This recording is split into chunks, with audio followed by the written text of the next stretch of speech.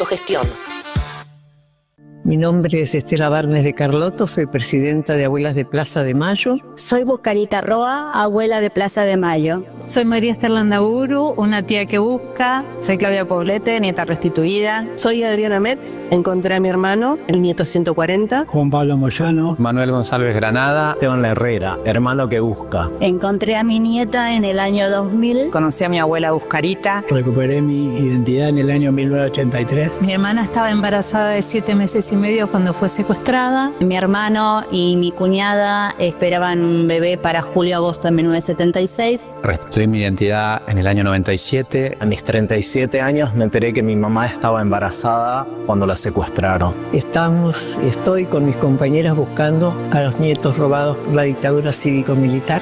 Hemos encontrado muchos, pero faltan muchos más. Comunicate con Abuelas de Plaza de Mayo ingresando a www.abuelas.org.ar. Si sos técnico o técnica operativo, administrativo, inspector, supervisor o cumplís funciones jerárquicas en la industria del gas natural, tu sindicato es APJ Gas. Representamos y defendemos tus derechos en todo el país. Suma tu voz a la nuestra. Contactate en www.apjgas.org.ar. APSE, Asociación de Personal Superior de Empresas de Energía. En la corriente federal de trabajadores, por la soberanía energética argentina. Los trabajadores estatales tenemos un gremio que nos defiende. AT Capital volvió a enamorar. Búscanos en las redes como AT Capital. La refundación está en marcha. Sumate a AT Capital. La historia de 20 años vitales del fútbol argentino están en Héroes de Tiento y Héroes en Tiempos Infames, de Carlos Aira. 2 libros, 300 historias y 1300 páginas para comprender el fútbol argentino entre 1920 y 1940. Los ídolos, los grandes equipos, pero también las complejidades de una época que sigue marcando a nuestro fútbol. Lo conseguís en librerías o en la tienda digital de Ediciones Fabro. Déjate atrapar por nuestras redes. Arre. Por Instagram, @radiográfica 893. Facebook, Radiográfica FM 89.3. Y en Twitter, @radiográfica 893. Hola, soy Guillermo Quiroga y los invito todos los miércoles a las 21 horas a compartir charlas, cuentos, poemas y la mejor música. Porque queda la palabra. Todos los miércoles a las 21 horas queda la palabra. La Gráfica FM 89.3. Suena la comunicación popular.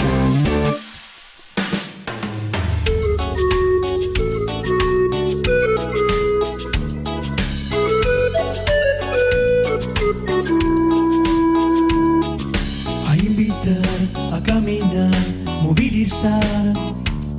Nadie se puede salvar en soledad. Dignidad, fraternidad y en igualdad. Sin descarte en nuestra casa cuidar. ¿Te acordás del lío que hay que armar? Con Francisco hasta la eternidad. No te olvides nunca de soñar una patria federal. Laudatistas, laudatistas.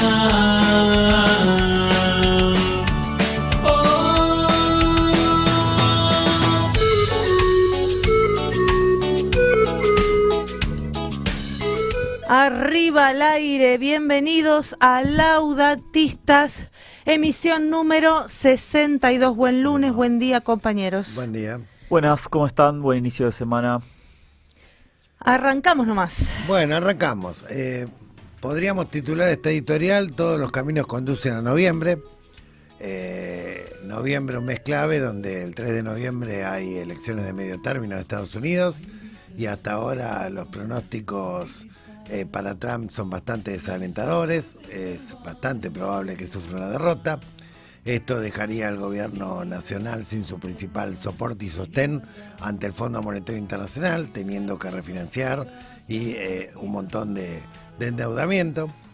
Y por otro lado, tenemos para el 8 de noviembre, ya con certeza, la visita del Papa León XIV, que en línea con lo que plantea la Comisión Ejecutiva de la Conferencia Episcopal, no cabe la menor duda que en sus homilías se va a referir a los más vulnerables, a los descartados, a la justicia social, a la justicia distributiva, y de alguna manera va a continuar profundizando, digamos, el legado que nos dejó nuestro querido Papa Francisco. Pero esto se va a dar en un contexto de creciente mal humor social al calor del endeudamiento de la abrumadora mayoría de la población trabajadora. Hoy oficialmente se reconocen que hay 7 millones de personas que están en situación de morosidad, de las cuales 3,5 millones son morosos incobrables, es decir, son personas que ya prácticamente no tienen acceso al sistema de crédito formal. Y además con la particularidad de que 4 de cada 10 jóvenes que trabajan están endeudados informalmente, trabajando de manera precaria, y por lo tanto esto es una bomba de tiempo que si el gobierno piensa aliviarla a través del ofrecimiento de más crédito privado, como está planeando, crédito prendario, crédito hipotecario, con tasas, digamos, acordes a la inflación, bueno, llega tarde porque llega ya una población totalmente endeudada, que ya está estrangulada, que no puede tomar más crédito, o directamente fue dejada fuera del sistema. Ese es el contexto del mal humor social en el cual se desarrolló la semana pasada el debate de la inviolabilidad de la propiedad privada, que quedó despedazado. Claramente el gobierno podrá decir que bueno, logramos una ley por 4 votos en el Senado, con todas las dificultades que existen, pero lo cierto es que esa ley fue podada en lo más esencial. Lo más esencial tenía que ver concretamente con el remate, la apuesta a remate de las ventas de las tierras argentinas a extranjeros prácticamente sin límites, con la flexibilización de la ley del manejo de fuego, con lo cual aquel bosque nativo, tierra rural que fuera quemada, no tenía ningún tipo de protección y podía ser vendido, con lo cual se estimulaba a los incendios intencionales y a los negocios de alguna manera de compra y venta de tierras. Y además, en el camino, antes de ingresar al recinto, se pretendía desproteger a los barrios de emergencia, los barrios populares, tratando de flexibilizar el RENAVAP y habilitando desalojo, digamos, a personas en situación de extrema vulnerabilidad, algo que la Iglesia se planteó muy fuerte, las organizaciones sociales también, y ni siquiera fue incorporado cuando se trató en el recinto. O sea, ya habían perdido un capítulo en el camino, perdieron 2 en el transcurso del debate parlamentario.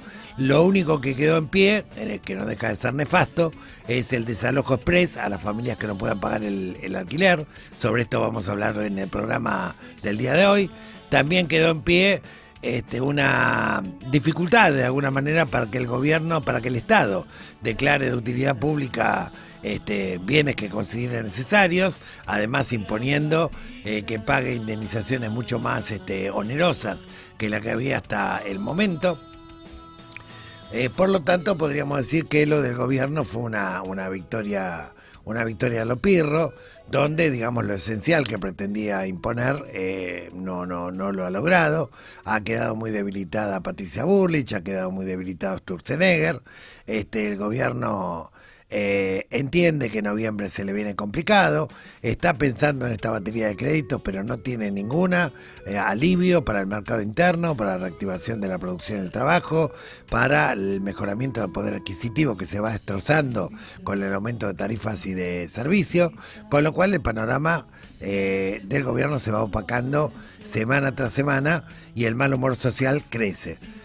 Tenemos que agradecer a los muchachos de la selección que aquel 14 de julio tomaron la bandera de la Popular y la enarbolaron a los ojos del mundo. Las Malvinas son argentinas, quizás fue el catalizador, el disparador de hechos cuantitativos que venían ocurriendo, digamos, que dieron un salto de calidad. A partir de ahí un montón de artistas, un montón de personas mediáticas, famosas, conocidas, salieron a oponerse concretamente a la venta de tierras al extranjero, a defender la soberanía. Así que la combinación de defensa de la soberanía con el malestar social por el creciente endeudamiento y la pérdida de poder adquisitivo es una combinación letal que va evolucionando, digamos, con la conflictividad social y claramente pensamos que noviembre es un mes clave porque el principal aliado de Milei, quien lo protege, quien hasta ahora le ha dado salvataje, es más, quien se jacta de haberle permitido ganar la elección de medio término, está contra las cuerdas en todas las encuestas, digamos, previas. Y por otro lado, la visita del Papa León va a dar que hablar seguramente, va a estar por Buenos Aires, seguramente va a estar en Luján, va a estar en Córdoba. Probablemente visite centros con personas con discapacidad, probablemente tenga encuentros con sectores en situación de vulnerabilidad y con los solos gestos y con muy pocas palabras va a marcar un fuerte impacto. Así que todos los caminos conducen a noviembre. El gobierno en este momento se encuentra sin una brújula muy clara. De hecho, en medio del debate de la ley, mientras reprimían a mansalva, por toda la gente que espontáneamente fue, mucha gente suelta, muchísima gente suelta que inundó la Plaza Congreso y las plazas de toda la República Argentina, muchos jóvenes que concurrieron también espontáneamente, con carteles hechos a mano. Bueno, esta represión feroz fue simplemente preventiva, para de alguna manera recordarles a los que recién llegan a una marcha o a los que fueron espontáneamente cuáles son las consecuencias. Y esto puede tener dos reacciones: o que se cumpla lo que el gobierno pretende, y es que la gente la próxima vez lo piense dos veces antes de ir, o que se recrudezca la conflictividad que inevitablemente al calor de la situación económica, de endeudamiento y de caída de poder adquisitivo es lo más probable. Por eso, hoy entre las preocupaciones de los argentinos, la primera que encabeza el ranking es justamente el poder adquisitivo. El poder adquisitivo de la clase trabajadora que no alcanza para llegar a fin de mes, y por eso el día 15 de agosto, este sábado, ahora vamos a hablar en el transcurso del programa de este tema, lanzamos con muchas organizaciones de Ushuaia a La Quiaca una campaña por el desendeudamiento familiar, porque la vida no puede ser una deuda. Concretamente no se puede estar pendiente de los gastos esenciales endeudándose permanentemente, porque al gobierno se le ha ocurrido pisar las paritarias, destruir el salario mínimo vital y móvil y quitar toda referencia inclusive de salario para el sector informal, condenando a los trabajadores a la indigencia o por debajo de la línea de pobreza. Esto es Laudatistas, programa número 62. Muy bien, y pensando en todo esto que comentabas y que semblanteabas, bueno, rescatar una muy contundente victoria del pueblo el jueves pasado, ¿no? Obviamente la ley sigue dando vueltas, tiene dos capítulos muy serios, el de los desalojos express y el de las expropiaciones, porque es pretender atar de pies y manos al Estado para cualquier tipo de política pública por venir, pero todavía falta un largo camino, falta diputados, y esto que está despertando, ¿no?, en nuestro pueblo tuvo una contundencia muy fuerte, ¿no? Obviamente hubo un trabajo sistemático y silencioso de la Iglesia durante todo este transcurrir de la ley, hubo un trabajo obviamente de los sectores políticos que estaban a favor de voltear esta porquería, hubo un trabajo de algunos sindicatos hubo trabajo de los artistas, sobre todo de aquellos que en general no se expresan o que todos más o menos pensamos que no piensan como nosotros, pero que hay cosas tan elementales, tan básicas, tan profundas, tan comunes, que salieron, pero todos estos actores pudieron hacer a tiempo lo que había que hacer porque por abajo bullía algo muy impresionante. Creo que eso es rescatable, y la represión realmente fue muy feroz, muy violenta. Estamos hablando de alrededor de 1.500 heridos, una barbaridad, además de los detenidos, que creo que fueron ya todos liberados, mientras vemos con horror cómo los fotoreporteros, por algo están permanentemente baleados por la policía y una compañera todavía internada, lograron identificar o al menos fotografiar para su identificación tipos de civil apuntando a la cabeza a los manifestantes, lo cual es de una gravedad bastante importante. Así que eso requiere profundizar los esfuerzos colectivos, porque a medida que, como bien decía Gustavo, esto se siga calentando y la lucha siga creciendo, el gobierno se va a volver más represivo. Así que bueno, yo saludo esta victoria del pueblo, obviamente repudiamos la represión y pedimos que se identifique y se separe de la fuerza a esos asesinos en potencia que estuvieron en la marcha. Sí, nos decía en una de las reuniones que tuvimos durante el tiempo que se transcurría la marcha y demás, esto de, bueno, el gobierno se pasó de rosca y en definitiva, para cualquier argentino, más allá de su ideología, de su votación, la tierra es la madre.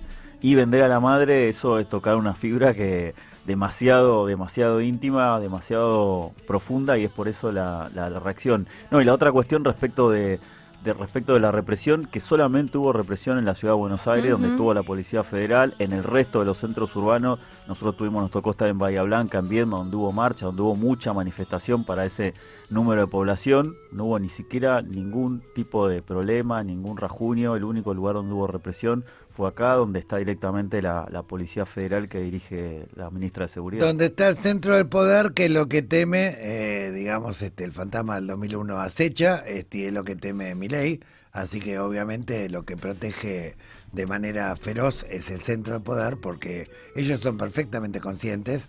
De hecho, Bausili ha salido a confirmar lo que ya Caputo y Milei habían dicho la semana anterior, y es que no va a haber ningún tipo de apoyo, de ayuda a los sectores que están endeudados, que están desesperados, y no pueden llegar a fin de mes. Y por el contrario, uno de los 2 o 3 proyectos de ley que van a presentar este año, o van a tratar de tramitar y hacer votar este año, es el de Inocencia Fiscal 2. Inocencia Fiscal 2 lo que plantea básicamente es un blanqueo indiscriminado de capitales, ¿sí?, sin investigar patrimonio, sin investigar origen. O sea, es una fiesta, digamos, para todos los chorros y evasores. Bueno, para eso sí, el Estado se hace cargo de todos los impuestos que jamás pagaron, de todos los delitos que cometieron, pero para ayudar a la población vulnerable dice que no hay un peso. Así es, estamos ya en comunicación para abordar uno de los temas que fuimos tirando en la editorial. El padre Mariano Oberlin, él es un reconocido sacerdote católico argentino, está en Córdoba, es ampliamente conocido y reconocido por su intensa labor social, pastoral y comunitaria en la prevención y el tratamiento del consumo problemático de drogas, y desde el 2010 está a cargo de la parroquia Crucifixión del Señor. Estamos en línea ya, y bienvenido a Laudatistas, Mariano Oberlin. ¿Qué tal, che? Un gustazo enorme. Muchísimas gracias por llamar. Gracias. Igualmente, Mariano, bueno, primero felicitaciones por el trabajo que estás haciendo en las periferias, con los más vulnerables, con los más necesitados. Y preguntarte un poquitito, antes de entrar en algunos temas que tienen que ver con la Semana Social de la Iglesia, la visita de León XIV, etcétera, antes preguntarte un poco sobre cómo se está viendo el tema de la pérdida de poder adquisitivo en los sectores informales, en los jóvenes, el endeudamiento con la fintech, el hecho de que mucha gente quedó totalmente fuera como moroso incobrable. Esto en los barrios, ¿qué peligro entraña con respecto a estos prestamistas narcos en última instancia que siempre andan pululando? Bueno, tal cual, digo, mientras más se corre el Estado, mientras más se ajusta a la gente, más preponderan los narcos, ¿no? Porque, a ver, si bien es cierto que en nuestros barrios se vende droga, evidentemente, y por eso trabajamos con chicos con problema de consumo, porque compran la droga, que es la droga de inferior calidad, la más barata de todas. En realidad la plata grande de la droga no se mueve en nuestros barrios, se mueve en los sectores más pudientes, ¿no? O sea, capaz que en un barrio cerrado el paquetito, el gramo, no sé cuánto es, la dosis de cocaína, vale 10, 15, 20 veces más de lo que vale en el barrio nuestro. Entonces, me parece que siempre en todas las crisis ha pasado que, digo un porcentaje en el aire, no sé, pero capaz que a un 30% de la población le va mejor, ¿no? Que son los que tienen el capital financiero, que son los que hacen la bicicleta, bueno, y a un 70% quizá los números sean más abismales, pero ponele 25, un 30% le va muy bien, le va mejor en las crisis, aprovechan a comprar a empresas a precio de liquidación, etcétera, y al 70% de la población le va muy mal. Entonces los que en verdad mueven la plata de la droga, que son los sectores más pudientes donde se consume la droga que más cuesta, siguen teniendo poder adquisitivo, incluso más todavía. Entonces los tranzas, los narcos, en las crisis no les va mal. Y cuando a todo el mundo en el barrio le está yendo mal, cuando el común de la gente ha perdido trabajo, no le salen changa, porque si bien la mayoría de la gente de nuestro barrio no vive de trabajos formales, porque no tiene acceso a trabajar en una fábrica grande, cosas así, sí vive de las changas que esos trabajos formales generan, ¿no? Digo, por ahí el que trabaja en autopartista hace pintar la casa, hace una piecita más, porque la nació un hijo, hoy no lo está pudiendo hacer o ha perdido directamente el trabajo. Entonces la gente de nuestro barrio se está quedando sin changa. El que antes contrataba a alguien para que limpie la casa, a lo mejor todos los días, hoy lo contrata una vez a la semana o ya no lo contrata más. Pero la mayoría de la gente de nuestro barrio que tenía esas changas las ha perdido, ¿no? El Estado ha dejado de asistir a un montón de cuestiones, y el que sigue ahí firme, porque además tiene recursos igual o más que antes, es el tranza, ¿no? Entonces, esto que pasa con las billeteras virtuales en nuestro barrio también pasa, porque las billeteras virtuales, uno dice, podría ser gracias a Dios, pero tristemente se han democratizado, digamos, hoy todo el mundo tiene una billetera virtual con un crédito que hoy no está pudiendo pagar, y a eso se suma además que los tranzas generalmente ponen esa plata a trabajar. Nosotros hemos tenido chicos en nuestro espacio que están viviendo, haciendo su proceso de rehabilitación, que tenían deuda y han venido los trans a amenazarlos al frente nuestro, que si no pagaban nos iban a matar, que nos iban a prender fuego a la casa. O sea, digo, ya no es siquiera un abogado que te está persiguiendo o una billetera virtual que te está llamando todo el tiempo para que le pagues, sino tipo que no tiene ningún drama de mandar amenazar y matar. Exactamente. Claro. Y que en estas circunstancias, vuelvo a decir, porque a ellos les va bien y porque a la mayoría de la gente le va mal, siguen teniendo el poder en el barrio, ¿no? Y te hago una pregunta directa de lo que ocurre en el barrio. Y en muchos casos los que no pueden pagar esas deudas con esos tranzas tienen que hacer servicio para esos tranzas, de campana, soldado, sí, mira, mula. A mí me pasó una vez, me lo contó abiertamente una mujer, pero supongo que no es el único caso, ni mucho menos, ¿no? Una mujer me dice, mi hijo empezó a consumir el tranza porque era amigo, no sé, el chango este era mecánico, le había arreglado un auto. Bueno, no sé por qué le dio fiado, porque no te dan fiado generalmente, droga, ¿no? Te pueden dar un crédito, pero no sé por qué te le había dado fiado. Y le había mucha plata, entonces el tranza empezó a decir a la madre, mira, si no me pagas te lo mato a tu hijo. Y si la madre le decía, pero no tengo dónde sacar, ¿cómo te voy a pagar si no tengo un mango? Y dice, bueno, guardame droga, vende, haz lo que sea, yo te doy, pero me tenés que pagar. Y la mujer me decía, padre, yo si no consigo plata para pagar ese deuda, voy a terminar vendiendo droga. Y si nunca en mi vida hubiera imaginado eso, pero es eso o que me lo maten a mi hijo, me decía, ¿no? Entonces hay mucha gente que termina cayendo en esto por las presiones que el mismo sistema va generando, ¿no? Si hay algo parecido, digo yo, al narcocapitalismo que propone mi ley, es el anarcocapitalismo, ¿no? Porque sí, digo, claro. es vivir sin reglas, ¿no? Digo, es vivir sin reglas, ¿no? Nadie los controla, hacen lo que se le da las ganas. Bueno, esa es la libertad de mercado que se propone, ¿no? O sea, el que cada uno haga lo que le gana, la gana, y por supuesto en esa ley de la selva siempre gana el más fuerte. Con un colega tuyo que también forma parte del movimiento Compromiso Francisco, el doctor Miguel Villafañe, bueno, venimos impulsando, y Rodolfo Pérez, venimos impulsando una campaña con muchas agrupaciones y organizaciones de la iglesia, laicos y organizaciones sociales y gremiales, una campaña donde le queremos reclamar a los legisladores, bueno, una ley de emergencia para personas en situación de vulnerabilidad que tienen ingresos por debajo de la canasta básica, formales o informales, para que los rescaten de la situación de estrangulamiento a través de las deudas, porque entendemos que esto los está llevando justamente a ese escenario de ruptura total del tejido social y crecimiento geométrico y expansivo del crimen organizado. Y por otro lado, porque lo consideramos justo porque en situaciones de crisis o de emergencia, siempre la democracia declaró la emergencia para blanquear capitales, para especificación asimétrica, a veces para estatizar deuda, o sea, a la hora de rescatar concretamente a sectores empresarios que tenían dificultades, se declararon emergencia. Bueno, creemos que en este momento tiene que haber una emergencia concretamente para la población trabajadora formal e informal, jubilados también obviamente, porque la situación es absolutamente imposible y todos los caminos conducen al narco. Sí. Por supuesto que aplaudo la iniciativa, la apoyo absolutamente. Igual me da cierta no quiero ser tan pesimista, cierta desesperanza pensar que por más que salga la ley, tenemos un gobierno que no ha tenido ningún problema en vetar y apelar hasta la Corte Suprema para mantener vetadas todas las leyes que podían llegar a favorecer de alguna manera a algún sector más carenciado, ¿no? Pero bueno, por supuesto que la batalla hay que darla, no hay peor batalla que la que no sea. Sí, por supuesto. Quizá la batalla también haya que seguir dándola después para que no se sigan apelando, ¿no? Bueno, ¿cómo se ve esa batalla? Yo no tengo la menor idea. Por supuesto, en última instancia se dan en las urnas. Mientras tanto, hay que dar todas las batallas que se puedan, ¿no?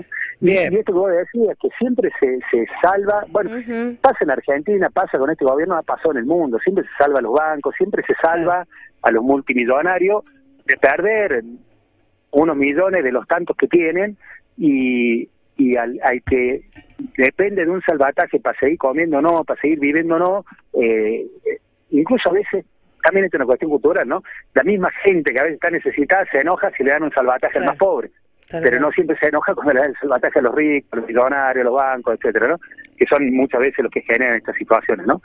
Hoy la deuda externa que tenemos en parte sigue siendo resabio de la estatización de deudas privadas que nunca se pagaron, y ya nadie se acuerda que esos multimillonarios recibieron no un subsidio de 200.000 pesos por mes, recibieron un subsidio de miles de millones de dólares. Bueno, ya nadie se acuerda de eso, ¿no? Entonces, parece que también nos falta un poquito de memoria como pueblo, ¿no? No, tal cual, y aparte, vos fíjate que mientras el gobierno dice que no se va a hacer cargo de las personas morosas incobrables, de los jóvenes que hoy están estrangulados por las deudas, mientras tanto está presentando un proyecto en el Congreso de Inocencia Fiscal 2, donde se blanquean indiscriminadamente capitales y se les perdona, no se investiga el origen ni el patrimonio, con lo cual obviamente esto va en perjuicio del propio Estado, que tendría que haber cobrado obviamente los impuestos como corresponde, las multas como corresponde, pero para eso no tienen ningún tipo de problema para blanquear, ¿no? Para subsidiar, digamos, sí. Y a eso sumaría una cosita más, perdón que yo me extiendo con todo, que, a ver, yo hace 15 años, 16 años que estoy en la parrilla y para ser honesto siempre creció el narcotráfico, no podemos decir ahora crece, porque ya creció siempre, esa es una parte de la realidad, hay que asumirlo. Ahora, siempre, al menos discursivamente, se lo ha combatido.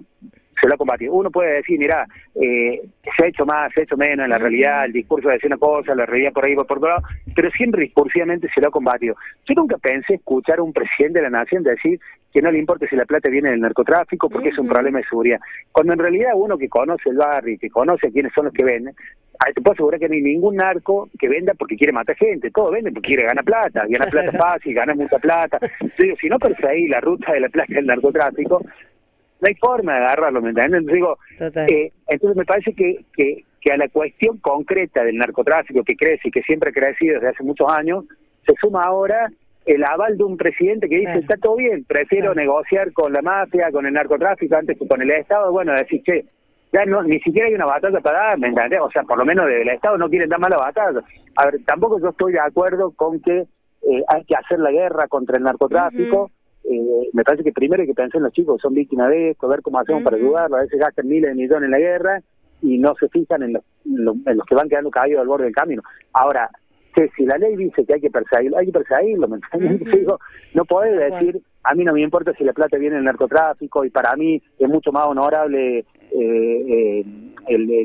no honorable el nombre, bueno, la mafia de Al Capone y compañía, que el Estado. Bueno, es decir, si el presidente dice eso, que además el que ocupa el principal lugar del Estado, y bueno, estamos complicados, ¿no? Tal cual. Bueno, Córdoba va a ser escenario de dos eventos cruciales. Uno es la Semana Social de la Pastoral Social Nacional, que se va a desarrollar en los primeros días de septiembre, y después nada más y nada menos que los primeros días de noviembre vamos a tener la visita de Santo Padre León XIV. ¿Cómo se prepara Córdoba y la Iglesia de Córdoba, digamos, para estos dos eventos tan significativos? Bueno, obviamente que en el común de la gente ha generado mucho más expectativa la venida del Papa, ¿no? Digo, porque es mucho más visible, porque se ha difundido muchísimo más desde todos los medios. Está claro que hay ciertos medios que no tienen mucho interés en difundir la Semana Social, ¿no? Eso está claro. Pero evidentemente yo creo que está vinculado, ¿no? Un Papa que se pone el nombre de León, reivindicando a León XIII, y con la primera encíclica social que tiene la Iglesia, reivindicando mucho de esas cosas, incluso con la carta la carta encíclica, digamos, frente a la inteligencia artificial, reivindicando el valor del hombre, de las personas, por encima de los motores económicos. Digo, me parece que está muy relacionada tiene mucho menos difusión la primera que la segunda, ¿no? Pero bueno, yo creo que aún así, por supuesto es hermoso que sea la Semana Social, es hermoso que se haya declarado el domingo de la justicia social, y creo que va a ser coronado y que la venida del Papa puede poner mucho más en relieve esto que hoy no se le está dando tanta difusión, ¿no? Por su persona, A ver, en esto yo también voy a ser honesto, porque por ahí me preguntan, y a mí me gustaría que tenga un poquito más de visibilidad el Papa. Está claro que después de Francisco es muy difícil, ¿no? O sea, es muy difícil que un Papa tenga la capacidad de generar un título todos los días, ¿no? Pero yo creo que más allá de eso, que por ahí entraña algo de nostalgia, creo que lo que ha dicho hasta ahora el Papa León, la carta que ha sacado, el lugar de donde viene, lo que significa para la Iglesia del mundo otro Papa latinoamericano, me parece que es sumamente significativa su presencia entre nosotros, ¿no? En un contexto como este, donde además el presidente de la Nación dice que la justicia social es un discurso del diablo, ¿no? O sea, en esto también, nosotros hace unos años, cuando Milei estaba en campaña y decía que el Papa era el representante del maligno en la tierra, acá en Córdoba hicimos, en la parroquia mía, una misa en desagravio por eso, y lo que decíamos es, por un lado, merece respeto como jefe de Estado, eso está claro, como cualquier otro jefe de Estado, merece respeto por ser el jefe también de una fracción religiosa importante a nivel mundial, en términos numéricos por lo menos. Si hubiera dicho eso del referente del judaísmo, estaría preso por antisemita, claro, tal cual. pero lo dice del jefe del catolicismo y se matan de risa. Entonces digo, Mariano, una barbaridad. Parece que se puso de moda atacar a los católicos, ¿viste? Sí, tal cual, sí. De todos los sectores, incluso de los sectores nuestros también, ¿no? Bueno, y por último, que me parece que para nosotros los católicos es más importante, yo decía en ese momento cuando hicimos la misa, me parece que es importante que los católicos también sepan conocer cuáles son los fundamentos de nuestra fe, porque digo, decir que hablar de justicia social es hablar en nombre del maligno, es de un desconocimiento absoluto del Evangelio, del mensaje de Jesús, incluso hasta del Antiguo Testamento, y los católicos no podemos dejar pasar eso, ¿no? Yo me acuerdo cuando decía eso, algunos católicos me decían, bueno, padre, no se mete en política, discúlpame, pero digo, esto es clarísimo lo que dice el Evangelio, no estamos hablando, o sea, más allá de que a mí me gusta discutir política, más allá de que yo creo en la política como herramienta de transformación, no es que me hago a un costado, me parece interesantísimo, pero digo, en ese punto estamos hablando profundamente de una cuestión religiosa. Jesús dijo que en esto reconocerán que son mis discípulos, el amor que se tengan los unos a los otros, que el juicio final va a consistir en tuve hambre y me diste comer, tuve sed y me diste ver. Entonces, desentendernos de eso es dejar de ser cristianos directamente, ¿no? Entonces, digo, uno puede elegir lo que quiera, puede creer en quien quiera, en lo que quiera, en las ideologías que quiera, en las religiones que quiera. Lo que no podemos hacer es distorsionar el Evangelio que ya está escrito, no lo podemos escribir de nuevo nosotros. Perfecto. Mariano, bueno, te agradecemos mucho, te vamos a volver a contactar, obviamente en septiembre nos vamos a ver allá en la Semana Social, pero ya más cercano a la visita de León vamos a volver a entrevistarte, digamos, para ver cómo se preparan.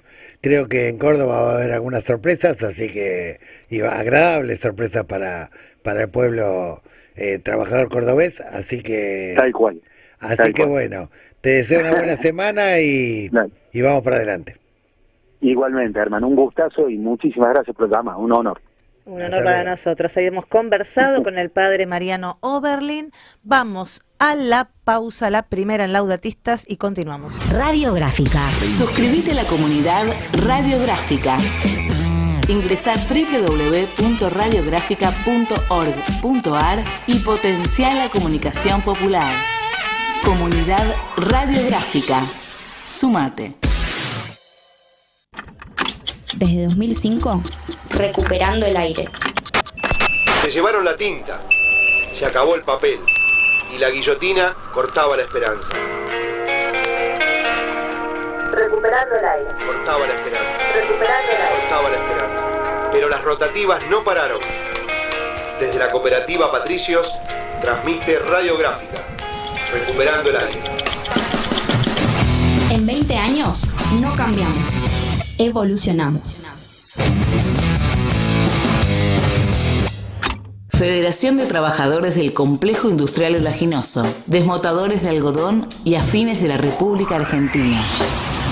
Por democracia obrera, por condiciones laborales que garanticen seguridad y salud, por un salario mínimo vital y móvil según su definición constitucional y legal para la vida digna del trabajador. ¿Buscas notas de opinión? Informate desde el pueblo y desde el sur. Entra a www.radiográfica.org.ar. La Gráfica. Sonido soberano. Una radio nacional y popular.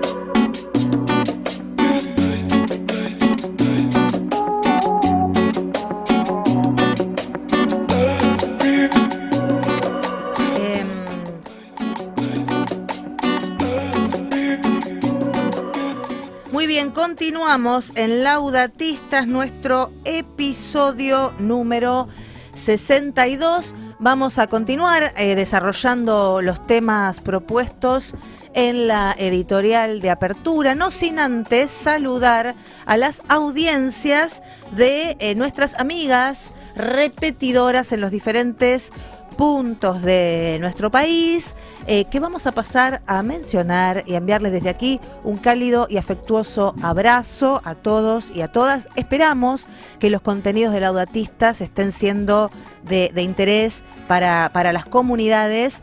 Por ejemplo, la de FM Fénix 101.1, allí en Las Toscas, al norte de Santa Fe, que nos escuchan los martes a las 10 de la mañana. Sí, también en Radio Online Perspectivas, que sale los días martes a las 18 horas. Y en la Mega de Corrientes, nuestra primer repetidora cuando comenzó este ciclo, allí en la FM 98.1, un abrazo a la audiencia que nos recibe los miércoles a las 13 horas. Y también los miércoles, pero a las 19 horas, pueden escuchar Laudatistas por FM Azotea en la ciudad de Mar del Plata. Radio Cacán en Catamarca en la FM 90.3 los jueves a las 22 horas. Y finalmente ahí en Orán, en la provincia de Salta, nos pueden escuchar los días sábados a las 13 horas por Radio Metro. Como siempre les decimos, todos los contenidos, actividades, documentos, denuncias, información, etcétera, de nuestra organización de Ushuaia a La Quiaca. Todos saben que la Alameda es una organización federal, estamos en prácticamente todas las provincias de nuestro país. Para tener toda la información, para contactarse con nosotros, para sumarse a construir un futuro sin esclavos ni excluidos, lo pueden hacer a través de nuestra página web www.somosalameda.org.ar, y allí también van a tener los accesos a todas nuestras redes sociales. Bueno, lo que quedó de la media sanción, digamos, descuartizada, digamos, a partir de la presión popular, lamentablemente ese procedimiento de desalojo express, a este tema nos vamos a referir ahora en minutos, que básicamente introduce juicio sumarísimo para agilizar las expulsiones por presunta usurpación o falta de pago de alquileres. Se fija una intimación previa de 10 días corridos para que los inquilinos morosos regularicen su deuda antes de iniciar la demanda. Como resguardo, se fijó una intimación previa de 10 días corridos, en el caso de que haya menores, ancianos o personas con discapacidad, se dará intervención al Ministerio Público Tutelar y habrá 10 días más para coordinar una alternativa habitacional. Es decir, concretamente, si no podés pagar el alquiler, en 10 días te rajan, y si además tuvieras menores o personas con discapacidad o jubilados, en vez de 10 van a ser 20 días. De este tema vamos a estar hablando en minutos con el titular de la agrupación Inquilinos Agrupados, que ahora lo va a presentar Ximena. Sí, también mencionar que esta modificación que están intentando y que tuvo media sanción, todavía falta la votación en la Cámara de Diputados. En esto sí fueron muy democráticos porque afecta tanto a los alquileres urbanos como a los alquileres en el ámbito rural, con lo cual no solamente el inquilino que trabaja y que se endeuda para pagar el alquiler mes a mes en las ciudades, sino también, por ejemplo, las comunidades originarias en las áreas rurales. En esto sí que fueron, a diferencia de otros temas donde son concentrados, en esto fueron bien democráticos para afectar los alquileres. Y nuevamente, aunque le pega a todos los inquilinos, pega mucho más en aquellos que, por ejemplo, tienen contratos informales, que esto es algo muy común en algunas comunidades tal vez más alejadas. Bueno, en esos casos la ley es mucho más dura respecto de quien tiene, bueno, un contrato firmado o tiene o tiene comprobante de pago, por ejemplo. Sí, los diputados arrastrados que no pertenecían a la coalición, 4 votos tuvo de diferencia nada más, 37 a 34. Decían, bueno, pero ¿qué va a pasar con los menores, con las personas con discapacidad, si hay jubilados? Y bueno, le dieron 10 días y se quedaron conformes, digamos, con su conciencia, de que en vez de echarlos a patadas a los 10 días, lo echaron a los 20. Sí, también ya tenemos en línea, ahora vamos a presentar al compañero. Parece que tiene una obsesión este gobierno con los que somos inquilinos, que una de las primeras medidas del decreto 70 fue violarnos la ley y ahora viene esto. Y un dato gracioso, me estuvo peleando por Twitter el imbécil Recalde del viejo Gagá ese, y la obsesión que tienen para putearte es: mereces alquilar toda la vida. Y vos decís, estos tipos están totalmente locos. Pero para hablar de todo esto lo tenemos en línea al compañero Gervasio Muñoz. Él es el referente de la agrupación Inquilinos Agrupados, discúlpenme la aliteración involuntaria. Bienvenido, Gervasio Laudetista. Ximena, Gustavo y Facundo te saludan. ¿Cómo andan? Buen día. ¿Qué decís, Gervasio? Bueno, escúchame. Bien. Hemos saludado y festejado la parte de la victoria contundente del pueblo el jueves pasado, pero nos quedan todavía unos pendientes de aquí a diputados, y uno de ellos tiene que ver con esta cuestión de los desalojos express. Lo primero que queríamos preguntarte, para que la audiencia tenga el panorama más completo, ¿qué es lo que votó, a qué le dio media sanción el Senado en relación a este tema?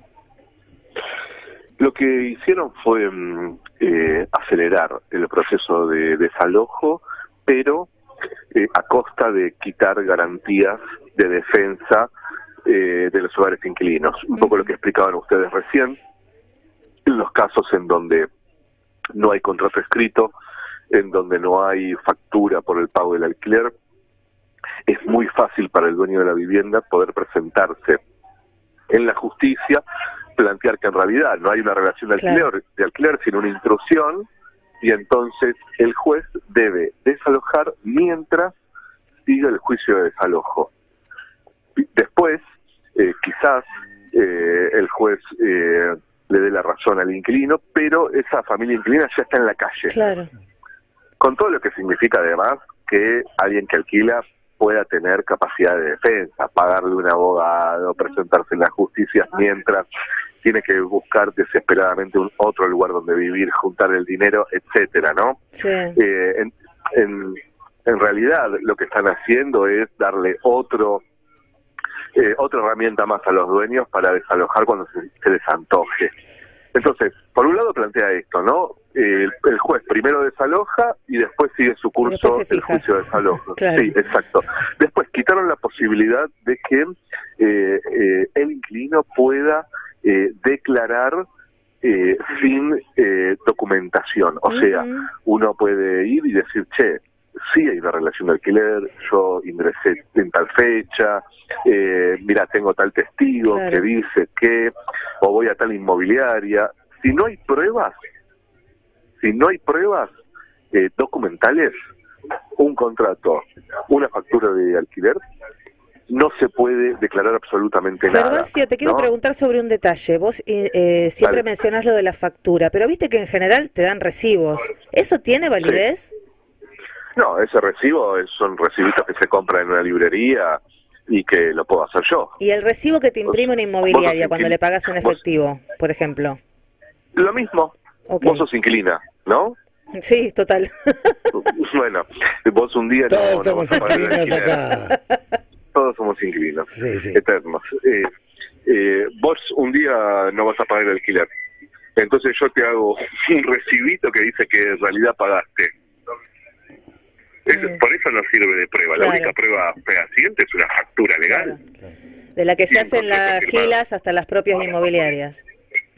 Obviamente, en todo el país. Entonces, el capítulo 2 de la ley de inviolabilidad nos pone a todos en una situación de desalojo. De desalojo inminente, ¿no? Claro. Porque más allá de la locura esta de si hay niños o personas vulnerables, etcétera, te dan hasta 10 días, que es otra locura. Sí. más allá de eso, la capacidad de defensa que hoy nos queda si se votase esta ley en diputados es nula, completamente nula. Ni siquiera sería, digamos, como en el caso, por ejemplo, de un intento de desalojo con alguien que está con el alquiler relativamente al día. ¿Las transferencias electrónicas no tenían validez? La transferencia electrónica puede ser un elemento para presentar, por supuesto, pero tengan en cuenta que también una transferencia electrónica puede ser por cualquier otro motivo. Sí, si te quieren negar. Es más, hay casos en donde inquilinos que les dijeron un mes antes de terminar el contrato, 2 meses antes de terminar el contrato, que les iban a renovar. Sí. Y 10 días antes te dicen, che, finalmente no te vamos a renovar y tenés que salir desesperado a buscar otro lugar, ¿no? Es algo muy común. Sí, está pasando mucho. ¿Qué hacen algunos inquilinos? Dicen, che, mira, no voy a poder bajo ningún punto de vista irme en 10 días. Entonces, al otro mes, post vencimiento del contrato, pagan el alquiler por transferencia. ¿Sí? Eso es causal de desalojo, ¿eh?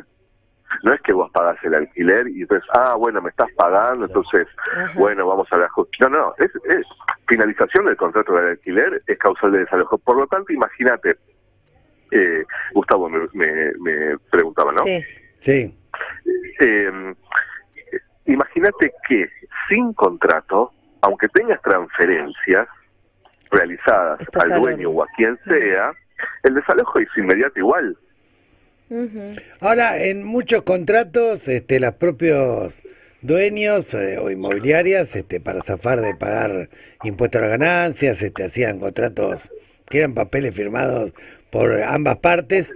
Digamos, esto según la lectura de esta ley, ¿no tendría ninguna validez como documento probatorio o sí? No tiene ningún tipo de validez. Inclusive lo que incorpora este capítulo 2 es que en el mismo contrato se puede firmar un convenio de desalojo.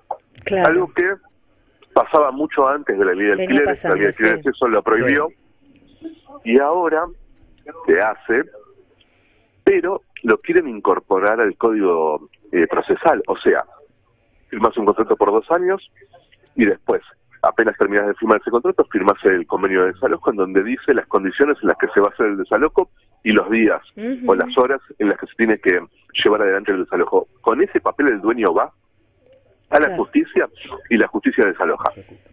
Hay un tema, Gervasio. Sin papel, inclusive con una declaración juratoria. Con una declaración juratoria del dueño, va, declara y tienen que mandar el desalojo. La ley lo que propone es que solamente vale la testimonial del dueño y no vale nada la testimonial del inquilino. Ahora, Gervasio, otro tema que me parece interesante desmitificar, porque en esta pelea que he tenido en redes este fin de semana con libertontos que defendían esta barbaridad, parece que son todos propietarios, ellos planteaban que, bueno, mentían sobre otros lugares del mundo, que el desalojo sea más rápido y sencillo va a implicar que las condiciones para alquilar también lo sean. ¿Querés desasnarnos sobre si la ley plantea que ya no tengas que tener 35 recibos de sueldo, un sueldo de no sé cuánto, un pariente con casa? Bueno, ¿no? Todas esas cosas, ¿van a seguir estando o no, como dicen algunos?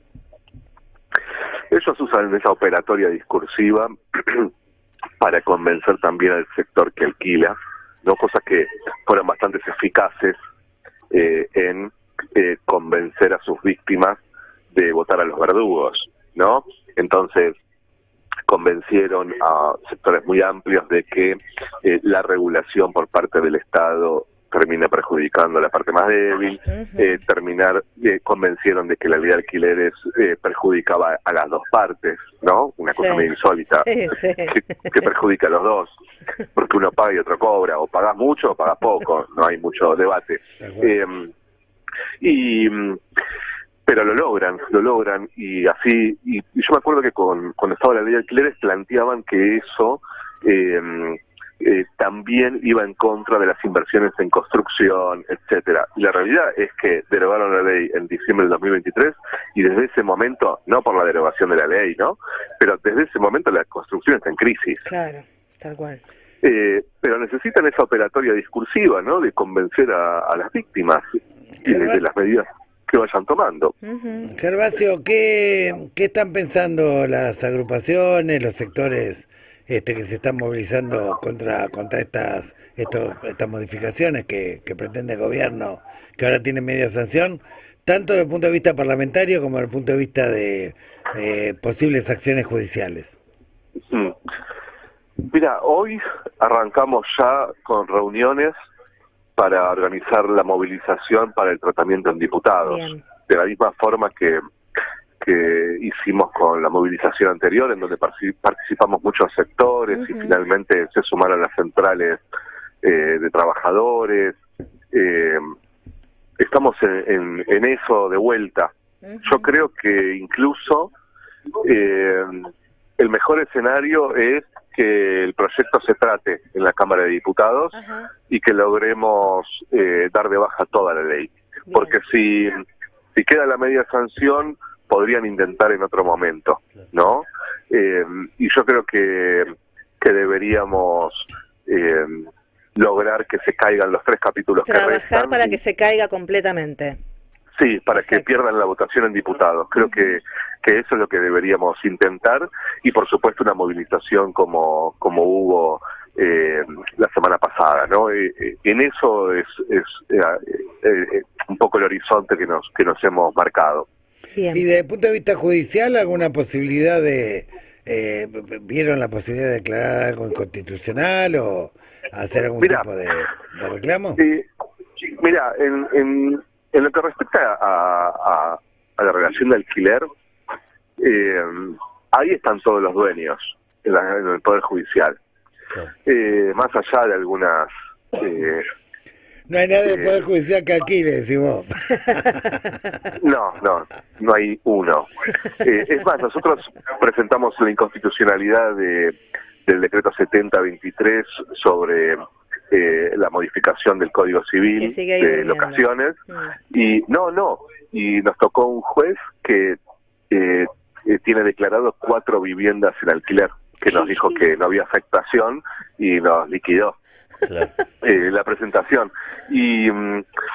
Pero lo que sí vamos a hacer es presentar en la Cámara de Diputados el pedido de abstención de todos aquellos diputados que tienen viviendas en alquiler, que no puedan votar, así como Venegas Lynch no podría haber votado. De la vida, sí, así como Venegas Lynch no podría haber votado extranjerización de la tierra. Hay un montón de diputados y diputadas que no deberían votar porque son parte del negocio. Claro. Y eso sí lo vamos a hacer. Y lo mismo habría que recusar a los jueces que entienden esta causa, ¿no? Pues si tienen, obviamente, propiedades en alquiler.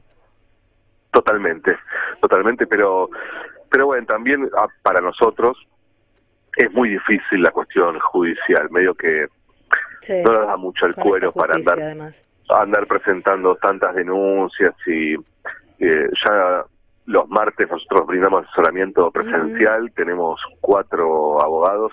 ¿Por qué no decís bien las coordenadas para las personas que quizá necesiten, así lo podemos difundir? Sí, nosotros tenemos presencial y virtual asesoramiento, y encuentran toda la información por si necesitan una mano en inquilinosagrupados.com.ar en la web. Ahí está toda la información para venirse directamente o para mandarnos por mail y contestamos todo. Gervasio, perdón. Antes de liberarte, hay una consulta, porque ustedes hacen una encuesta nacional inquilina y que es muy extensa, porque aparte es federal y tiene un montón de datos, pero quería consultarte sobre la cuestión del endeudamiento, que en el último informe que salió, creo que era en julio, estaba muy marcado. Si podés hacer alguna referencia a la situación del endeudamiento de los inquilinos e inquilinas, que lo que refleja la encuesta que hicieron. Sí, bueno, como decís, nosotros hacemos una encuesta trimestral, ¿sí? Es siempre trimestral. La venimos haciendo desde hace mucho tiempo, pero desde pandemia empezamos a medir el endeudamiento, y Y por supuesto lo que nos da es un índice mucho más alto de endeudamiento en hogares inquilinos que el promedio nacional. Claro. Endeudamiento para comprar alimentos, para pagar el alquiler y tarjeta de crédito. Endeudamiento en expensas, que es causal de desalojo, claro, además. Claro. Y además en sectores trabajadores formales, ¿no? Porque obviamente que el mercado pone límites y quien puede alquilar por lo general necesita recibos de sueldo que tripliquen el valor del alquiler. Entonces tenemos un sector en donde medimos que se caracteriza por el trabajo formal, ¿no? En ese sector es el empobrecimiento y el endeudamiento es total. Fuerte, fuerte. Bien, no sé si hay alguna pregunta más para Gervasio, que ha sido bastante claro, digamos, tenemos que ayudar a difundir esto porque quedamos todos contentos con que se cayeron cosas muy importantes el jueves, pero a no distraerse respecto de que todavía hay 2 capítulos muy, muy serios y uno de ellos nos ponen a todos contra la pared a punto de ser desalojados en un país donde el crecimiento del inquilinato, digamos, es total porque hace añares que no hay planes de vivienda, que no hay crédito hipotecario en masa, entonces somos todos inquilinos realmente.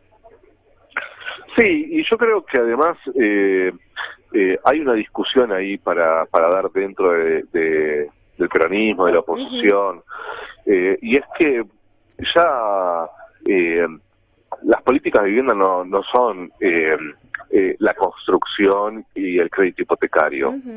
En un mundo en donde la mitad del universo de los trabajadores no tiene recibo de sueldo ni tendrá, sí, hay que repensar el crédito hipotecario ya no es una política efectiva, menos con bancos completamente alineados al sistema financiero, en donde ¿por qué van a dar créditos hipotecarios a largo plazo si en realidad lo que les conviene es las inversiones del sistema financiero, salvo que haya un Estado obligando, como sucedió en Bolivia, por ejemplo, cuando estaba Evo Morales, un Estado obligando a los bancos a dar créditos hipotecarios a tasa fija y por el 100% del valor de la vivienda, claro, ¿no? Pero también estamos hablando de que necesitas una clase trabajadora con un empleo formal y laburo estable, formalizada, o sea, claro. Y que además el trabajo le dure 20 años, 30 años. ¿No? Ese mundo no existe. Y por otro lado, que hay que discutir las condiciones en las que se comercializa vivienda en Argentina, que está dolarizada desde la dictadura, que el precio de venta no está regulado, que el precio del alquiler no está regulado, que se puede tener una vivienda vacía. Claro, esto, que se permiten miles y miles de viviendas ociosas sin ningún tipo de punitividad impositiva, como existe en muchos países, ¿no? Claro, entonces, si la vivienda es un bien financiero para especular, es imposible que pensemos en que el conjunto de nuestro pueblo pueda acceder a ella. Total. Bueno, sobre todo hay que discutir eso, porque yo estoy convencido de que uno de los grandes problemas estructurales de la Argentina es el acceso a la vivienda, entre otros, y el peronismo para hacer una fuerza que realmente sea alternativa al discurso de que el Estado mejor que no se meta, tiene que resolver, o por lo menos tener una propuesta seria para la mitad de la población argentina que no tiene acceso a la vivienda digno, ¿no? Totalmente claro, Gervasio. Bueno, te agradecemos mucho, primero la claridad sobre lo que está en discusión en diputados y también esta apertura a cosas que debemos analizar desde el campo popular para construir una propuesta superadora a esta situación, así que nos has dejado también para pensar. Te agradecemos mucho, Gervasio, y bueno, nos veremos en la calle luchando contra lo que queda de esta ley maldita. Sí, y lo que queda de este gobierno. También. Les agradezco mucho, que tengan buen día. Un abrazo. Hemos conversado con Gervasio Muñoz, referente de Inquilinos Agrupados, para todos aquellos que necesiten algún asesoramiento jurídico alrededor de un problema de vivienda que estén teniendo, inquilinosagrupados.com.ar. Vamos a la segunda tanda en Laudatistas. Radiográfica. 20 años. 20 años recuperando el aire. 20 años sonando a Radiográfica. Sé parte de la comunidad radiográfica. Sé parte de la comunicación popular. Somos un medio cooperativo autogestionado. No tenemos jefes, no tenemos patrones, tampoco dependemos de los grandes intereses corporativos. Porque vos nos conocés y para que sigamos potenciando la comunicación popular, sumate a la comunidad radiográfica. ¿Buscas notas de opinión? Informate desde el pueblo y desde el sur. Entra a www.radiografica.org.ar. Mi nombre es Estela Barnes de Carlotto, soy presidenta de Abuelas de Plaza de Mayo. Soy Buscarita Roa, abuela de Plaza de Mayo. Soy María Esther Landaburu, una tía que busca. Soy Claudia Poblete, nieta restituida. Soy Adriana Metz, encontré a mi hermano, el nieto 140. Juan Pablo Moyano. Manuel González Granada. Esteban La Herrera, hermano que busca. Encontré a mi nieta en el año 2000. Conocí a mi abuela Buscarita. Recuperé mi identidad en el año 1983. Mi hermana estaba embarazada de 7 meses y medio cuando fue secuestrada. Mi hermano y mi cuñada esperaban un bebé para julio-agosto de 1976. Restituí mi identidad en el año 97. A mis 37 años me enteré que mi mamá estaba embarazada cuando la secuestraron. Estoy con mis compañeras buscando a los nietos robados por la dictadura cívico-militar. Hemos encontrado muchos, pero faltan muchos más. Comunicate con Abuelas de Plaza de Mayo ingresando a www.abuelas.org.ar.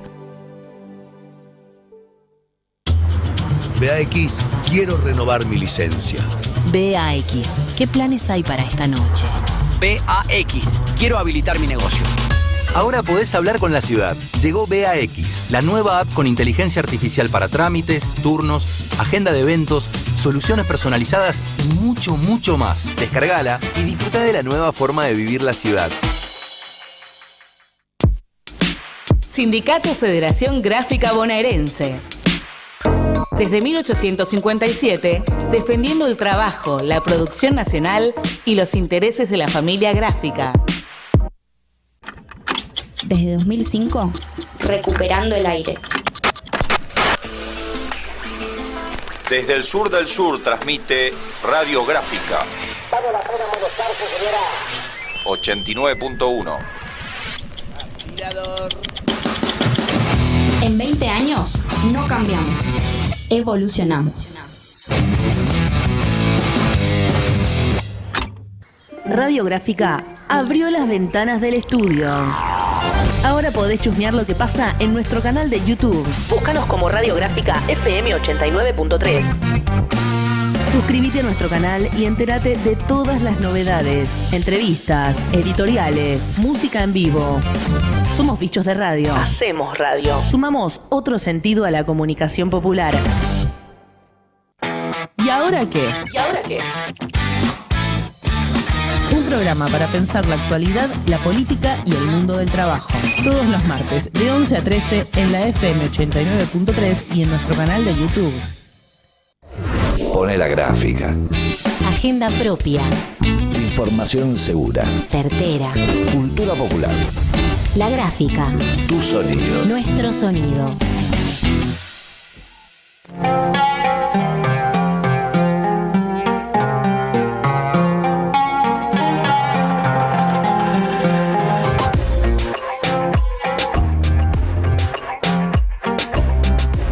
Continuamos en Laudatistas, como siempre les decimos. Nos habían quedado algunos mensajes la semana pasada sin comentar, pero eso me hizo acordar a decirles que en el 11 50 12 35 89, en el momento en que estamos en vivo, los lunes de 11 a 13, nos pueden enviar por WhatsApp algún mensaje que quieran compartir con nosotros y la audiencia. Nos escuchan cuando estamos en vivo por Radiográfica FM 89.3 o en el YouTube @Radiográfica 89.3, como todos los lunes. Vamos a ir entrando en breve con el próximo invitado para la introducción de las novedades del caso Loan. Sí, lo más destacado de la última semana respecto al juicio que se lleva por la investigación de la desaparición forzada del niño Loan Danilo Peña. Ha habido muchas novedades. Por empezar, ha habido contundentes declaraciones testimoniales, digamos, al perito odorológico, digamos que confirmó efectivamente que había olor a Loan dentro de las camionetas que pertenecían a Pérez y a Cayaba. Después hay una polémica porque como no hubo un cuidado de la cadena de custodia, si esas pruebas eran evidencia de que lo habían secuestrado o eran pruebas que fueron plantadas a posteriori dentro de las 72 horas después de la desaparición forzada. También hubo denuncias de Nicolás Soria, el americano, de aprietes e intentos con arma blanca de lastimar concretamente a dos de los imputados en la causa. Y quien estuvo presente en las audiencias, el cronista Enrique Ortiz, que es el periodista de Allen News, de Misiones, y también es corresponsal de Crónica, y además es uno de los periodistas que estuvo presente en los primeros días, digamos, de la desaparición forzada de Loan, y que cubrió las primeras 10, 12 días más dramáticos, digamos, de los acontecimientos. Dentro de las testimoniales más importantes está la del perito Mario Rolando Rosillo, que es el que confirmó el hallazgo de los rastros y que también explicó de alguna manera el método con el cual trabajan los perros adiestrados, que permiten, digamos, identificar estos restos biológicos, y confirmó que pertenecían tanto a la Ford Ranger como a la Ford Ka de Pérez y Cayaba.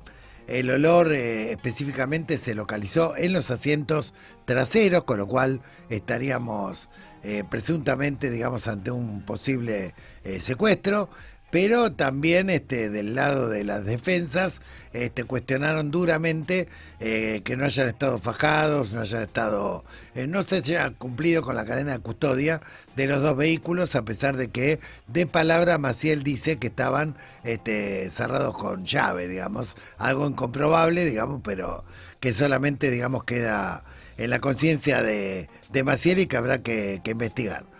También Laudelina Peña, que iba a declarar esta semana, se negó a declarar. Como dije anteriormente, Nicolás, el americano Soria, hizo uso de la palabra brevemente, pero para exponer concretamente las amenazas de muerte y los intentos de lastimarlo que hubo en el penal de Resistencia Chaco. También postergó su declaración formal y declaró también el jefe de la prefectura, confirmando que en el hotel donde estaban los niños de Macarena y de Camila, con Macarena y Camila, y con los enviados, digamos, autorizados por Ramón Dupuy, hicieron una custodia las 24 horas de la prefectura por orden de la jueza Pozar Penso, ante el peligro del linchamiento. O sea, reconoció que el origen por el cual los niños estaban en el hotel había sido resguardarlos de un posible linchamiento, digamos, en la casa de Macarena y de Camila, que habían quedado, digamos, sin ningún tipo de protección. Ese fue el motivo, digamos, por el cual hubo custodia 24 horas. El jefe de la prefectura de Goya reconoció que la actitud que tuvieron quienes hoy están imputados fue colaborativa y no obstructiva, y respecto a Soria dijo que sus subalternos le habían comentado que se había opuesto concretamente a una orden que en su momento dio la jueza para que los niños regresaran a sus hogares, pero no tenía claro qué era lo que había dicho. Sí que había habido, según lo que le manifiestan sus subalternos, resistencia a la autoridad, y que por tal razón ordenó, digamos, que se le identificara, y bueno, y obviamente se le abrió una causa por resistencia a la autoridad. Pero bueno, estas son las principales temas que quedaron en el tintero, digamos, esta semana. No sé si ya estamos en comunicación. Bueno, no, está con alguna demora, pero bueno, más allá de la maraña, obviamente, de datos para quienes de pronto no siguen al dedillo cada una de las audiencias, en este caso hubo, digamos, en lo medular del juicio, dos cuestiones bien claras. Por un lado, que se prueba que el niño habría estado en uno de los autos que tienen, digamos, que tenían o que manejaban los principales acusados, y por otro lado esta cuestión de que todo el grupo de voluntarias que estaban colaborando con la causa de alguna manera fueron, digamos, por el propio juzgado cubiertos porque hubo una orden para que sean protegidos. Siempre entendiendo que la parte de la causa que se elevó a juicio oral tiene, por un lado, a las principales personas acusadas de haber raptado o sustraído por la fuerza a Logan, y por otro lado un grupo de voluntarias o gente que iba, a acompañar al grupo familiar, y que ahora la justicia, luego de haberle solicitado su colaboración, los pone como quienes estuvieron tratando de obstaculizar o desviar la investigación. Sí, y dicho sea de paso, habría que aclarar que en realidad esa situación no tendría ni siquiera que haber existido, porque ni siquiera el peligro del linchamiento tendría que haber existido, porque cuando se detienen adultos, los organismos de minoridad que dependen del juzgado tienen que actuar en resguardo de esos menores, algo que no hicieron. Por lo tanto, fue el intendente el que resolvió con Ramón Dupuy, con quien hizo interconsulta, quien le dijo que conocía a algunos profesionales, algunos personas, psicólogos, abogados, etcétera, que podían concurrir. Y bueno, esto fue lo que ocurrió. Después pudo haber torpezas, sin ninguna duda. Ahora, ninguna de esas torpezas equivale a la comisión de los delitos que se les están imputando en el transcurso de la causa, donde evidentemente hubo intenciones claras, a nuestro modo de ver, y así lo manifesté en el Consejo de la Magistratura, de tapar de alguna manera el sol con las manos, o sea, de tratar de cubrir la impericia con la que se llevó la no investigación del hecho principal a fondo, concretamente porque no quisieron subir la escala de responsabilidades, por ejemplo, del fuero provincial, que cometió desastres al no declarar el alerta Sofía a tiempo, al no cuidar la cadena de custodia, al contaminar todas las pruebas. No hay ninguno de los, ni Castillo, ni Rubinó, ni Barri, ninguno se está citado, imputado, o investigado por esta cuestión. Tampoco están investigados la cadena de mandos a la que respondía el propio Maciel. Tampoco está investigado todo lo que el sector político que se involucró para tratar de fabricar concretamente un presunto accidente que no existió, que el propio jefe de la Federal, Pirrone, y todos los que declararon la causa descartan absolutamente cualquier tipo de situación que tenga que ver con el accidente. Incluso las pruebas odorológicas no tienen que ver con algo parecido a un accidente, sino que están en el asiento trasero. Con lo cual, evidentemente, todas estas líneas de investigación que podrían haber, haber echado un poco de luz en la causa, fueron descartadas, y naturalmente cuando crecía la impaciencia social porque no había pruebas, porque no se avanzaba ni para atrás ni para adelante, me parece que les vino como anillo al dedo, de alguna manera, introducir esto de la banda del hotel o los presuntos Dupuy, que por otro lado está confirmado que fueron autorizados por Ramón Dupuy a poder actuar, en consecuencia, y que además no deberían haber hecho esa tarea terciarizadamente, porque le correspondía a los organismos de minoridad, que tampoco están investigados por no haber cumplido su función a tiempo. Bueno, toda esta cadena de irregularidades es lo que explica de alguna manera esta enorme confusión, donde el fiscal federal parece prestarle más atención a los presuntos encubridores que a los autores del hecho principal. Sí, es además una confusión totalmente funcional a encubrir o quitar la mirada de aquellos que por ineficiencia o por directamente compromiso y corrupción han hecho todo lo posible para que no se buscara correctamente a Logan, para que se tardara un montón en el alerta SOF, para todo lo que fuimos conociendo en esto, que ahora en unos minutos Enrique estaba viajando justamente a cubrir el juicio y tuvo un desperfecto con el auto y nos pidió unos minutitos para poder acomodarse, pero también en este intento de desvío de la atención, donde se están comiendo un alto garrón personas que de buena fe fueron convocadas a colaborar, como dice Gustavo, en algo que debió haberse ocupado el Estado, como de tantas cosas. Hemos conocido por el registro que hizo Quique la semana pasada, que además los propios policías que declararon que el comisario Maciel se dedicó a entorpecer la búsqueda, es decir, ya arrancamos desde un lugar bastante jodido, y hoy además este juicio está transitando con todas estas irregularidades a la vista de las cosas que han ocurrido, pero en una invisibilización en los medios nacionales. Y uno a veces puede pensar que cuando los medios nacionales dejan de tocar un tema, la gente se olvidó. Sin embargo, es muy importante y muy interesante, nosotros casi todas las semanas estamos dedicando un tiempo a este caso, lo subimos en nuestras humildes redes sociales y obviamente en el YouTube de la radio, y la verdad que es de las notas más visitada, pero por miles y miles y miles de personas. Es decir que este caso, como un emblema de qué hace nuestro Estado cuando se afanan un pibe, cuando la justicia no hace lo que tiene que hacer, cuando la policía desvía. Bueno, no es algo que haya pasado a la historia, por lo menos para una parte importante de nuestro pueblo, por más que a muchos les interese correr la mirada para no investigar a los que no hicieron lo que tenían que hacer o para los que encubrieron lo que no tenían que encubrir.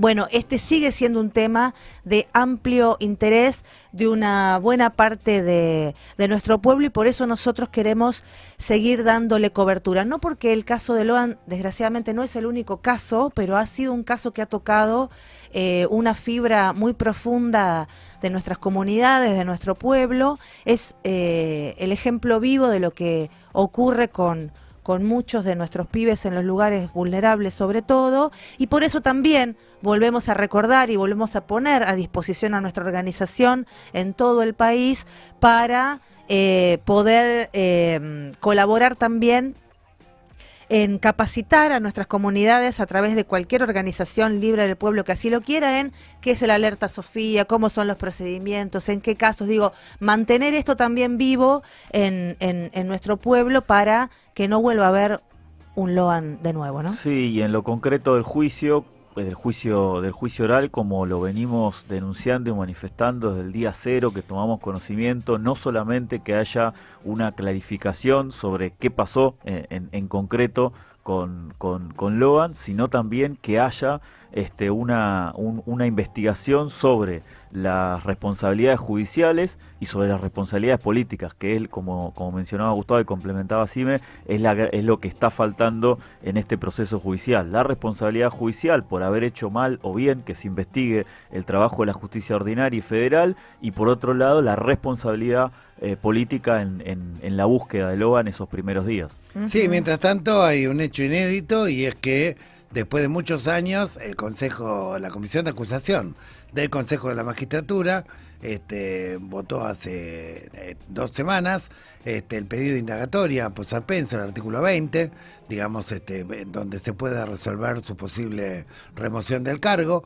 Después de varios expedientes, acá hemos entrevistado a una dirigente de la Unión de Empleados Judiciales de la Nación, varios expedientes que se fueron acumulando en su contra, no solamente por maltrato al personal, no solamente por acoso, no solamente por haber fabricado causas, literalmente es lo que plantea la Unión de Empleados Judiciales de la Nación.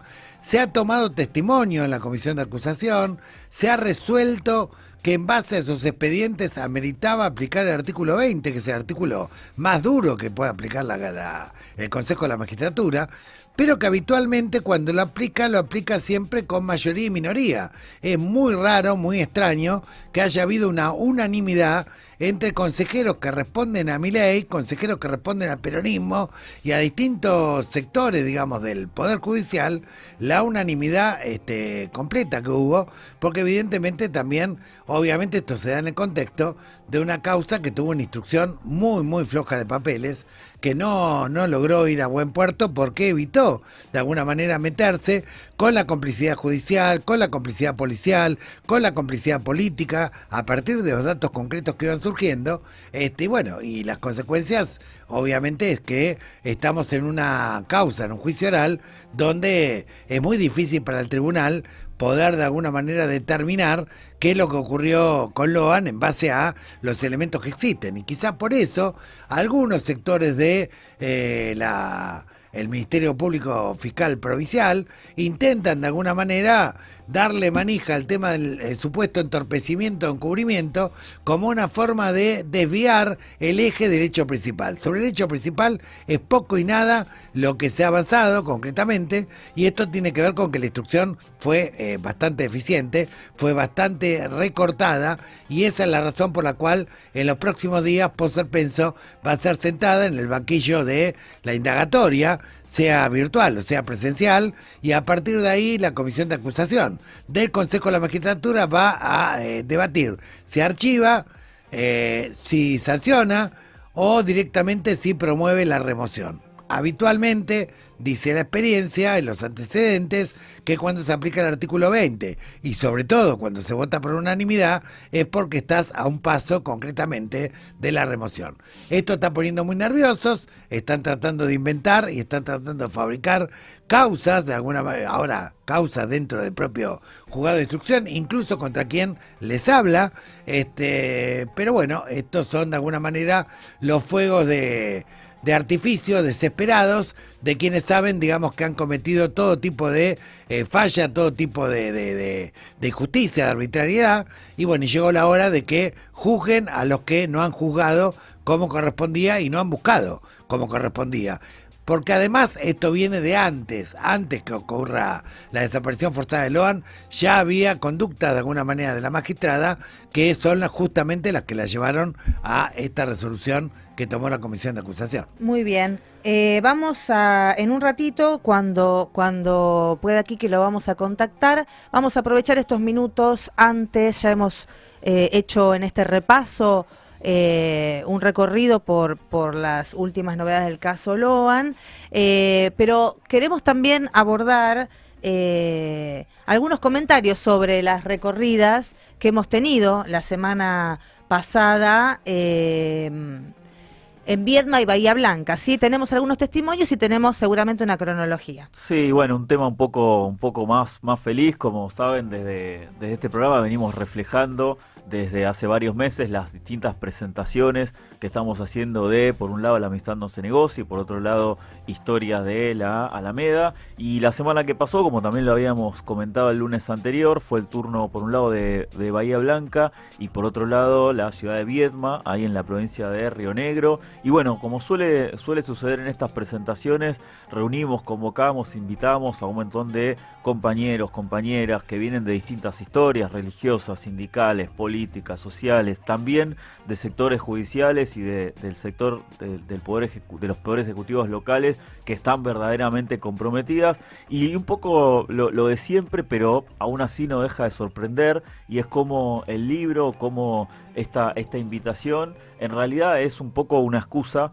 para reunirnos con compañeros, compañeras. Por eso contábamos que el pasado miércoles en la universidad, en la UTN de Bahía Blanca, hicimos la presentación conjuntamente con la Arquidiócesis de Bahía Blanca, conjuntamente con la universidad y gente del gobierno de la provincia de Buenos Aires, y al día siguiente estuvimos ahí en Viedma presentando también en la Casona de Derechos Humanos, así se la conoce, en Viedma, Río Negro, con un montón de otros compañeros del gobierno local, de organizaciones políticas, y la verdad que lo de siempre, ¿no? Reitero, el libro es una excusa para pensar lo estratégico, para pensar el legado de Francisco, para salir un poco del día a día, pese a que estábamos siguiendo todos la discusión por la media sanción de la ley de extranjerización, pero pensar un poco lo estratégico en nuestro país, y bueno, para eso sigue sirviendo. Próximamente vamos a estar seguramente contando las actividades, las presentaciones que se vengan ahí en la región de Cuyo en las próximas semanas. Sí, además el Consejo Deliberante de Viedma declaró de interés cultural, digamos, el libro La Amistad No Se Negocia, cartas inéditas con el Papa Francisco, militante de las periferias, siguiendo el mismo camino que ya había tomado Rosario, Cosquín, Capilla del Monte, Orán, San Salvador de Jujuy y tantas otras localidades, además de 4 provincias que también declararon de interés cultural el libro, entre ellas Santa Fe y Catamarca, entre otras, y Salta. Así que bueno, la actividad fue bastante fructífera. Nos recibió también el vicegobernador de la provincia de Río Negro. También estuvimos con el intendente de Carmen de Patagones, con el cual hemos charlado profundamente sobre este tema y también sobre temas que tienen que ver con protocolo de búsqueda de personas, sobre la situación de la trata, de la lucha contra la trata, particularmente en la provincia de Buenos Aires. Así que la verdad que el recorrido fue bastante exitoso. Y además queremos agradecer a todos los que han colaborado y los que colaboran para que esto sea posible. Ya se recorrieron 12 provincias, en total unas 30 localidades, y todo esto no lo podríamos haber hecho si no fuera por la amistad social federal que la Alameda ha sabido sembrar y construir a lo largo y a lo ancho de la República Argentina, lo cual nos permite que muchas organizaciones sociales, sindicales, comunitarias, nos den una mano, porque obviamente sería imposible por la logística, digamos, para una organización tan austera como la nuestra, poder realizar esos recorridos sin la ayuda solidaria y militante de los compañeros y compañeras que nos reciben con los brazos abiertos y a los cuales estamos profundamente agradecidos. Sí, también destacar en este sentido, por un lado, haberse puesto la tarea al hombro nuestra compañera Laura García Vázquez ahí en Bahía Blanca, que gestionó el lugar y que gestionó las invitaciones, también la movida de prensa anticipando la actividad, y en el caso de Río Negro a Angélica y a Fernanda Calfín, que son nuestras compañeras que siempre están ahí bancando un poco la parada en un momento complejo. Bueno, pudimos organizar esta recorrida de presentación y retomar un poco el trabajo presencial que es tan necesario para una construcción como la de la Alameda. Muy bien, vamos a compartir algunos testimonios de esta gira y luego a la tanda. Mi nombre es Juan Manuel Chironi, soy subsecretario de Derechos Humanos y Equidad Ciudadana del municipio de Viedma, y con agrado vinimos a acompañar la presentación del libro de Gustavo, que decíamos recién entre quienes asistimos que es un espaldarazo, es beber un poquito de esperanza en estos tiempos tan complicados y ver cómo aquello que nos une y no lo que nos divide nos puede ayudar a ser mejores personas, más bueno con el que la está padeciendo, y poder construir una sociedad mucho más justa e igualitaria. Así que bienvenido, Gustavo, aquí a la comarca Viedma Patagones. Soy Vanessa Cacho de Vincenzi, concejala del bloque Patria y Futuro en Viedma, capital de la provincia de Río Negro. Hoy recibimos a Gustavo Vera en la presentación de su libro La amistad no se negocia, el Papa Francisco. Recién fue la presentación y bueno, un placer escuchar tantas anécdotas, pero fundamentalmente el rescate del legado del Papa Francisco, que no solamente tiene que ver, como comentaba hace un ratito, con su legado religioso, sino fundamentalmente con todo lo que tiene que ver con lo humano y con los buenos corazones. Así que un placer recibirlos, esta recorrida que están realizando por todo el país es más que muy buena para todas y todos en estos momentos de tantas dificultades en nuestro país, y también rescatar todo el trabajo que viene realizando Alameda a lo largo y a lo ancho de nuestra República Argentina, la que no se vende.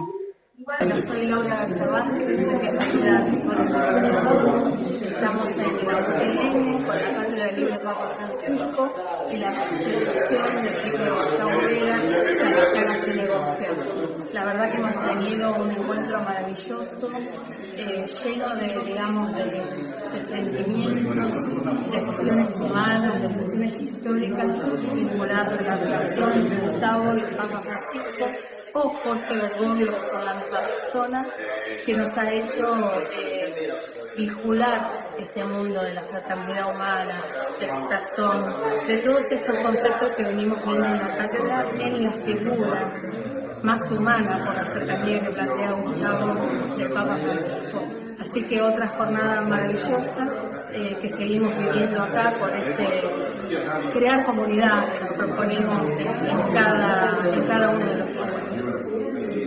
Hola, soy Alejandro Bucerelli, profesor de la Universidad Nacional del Sur, y en esta oportunidad tuvimos la grata experiencia de estar con Gustavo presentando su libro, pero sobre todo aprendiendo aspectos que desconocíamos de Jorge Francisco para nosotros, y todo lo relativo a su obra y también a todo el proceso a través del cual pudo brindarse a la solidaridad humana. Esta jornada fue gratamente recibida por toda la concurrencia de un gran grupo de espectadores, pero sobre todo esa conexión que hemos tenido a través de la empatía, la solidaridad y la obra también de Francisco. Gratamente celebramos estos encuentros y esperamos que nuevamente nos reciba la universidad en esta gran casa que nos brinda todo su acompañamiento.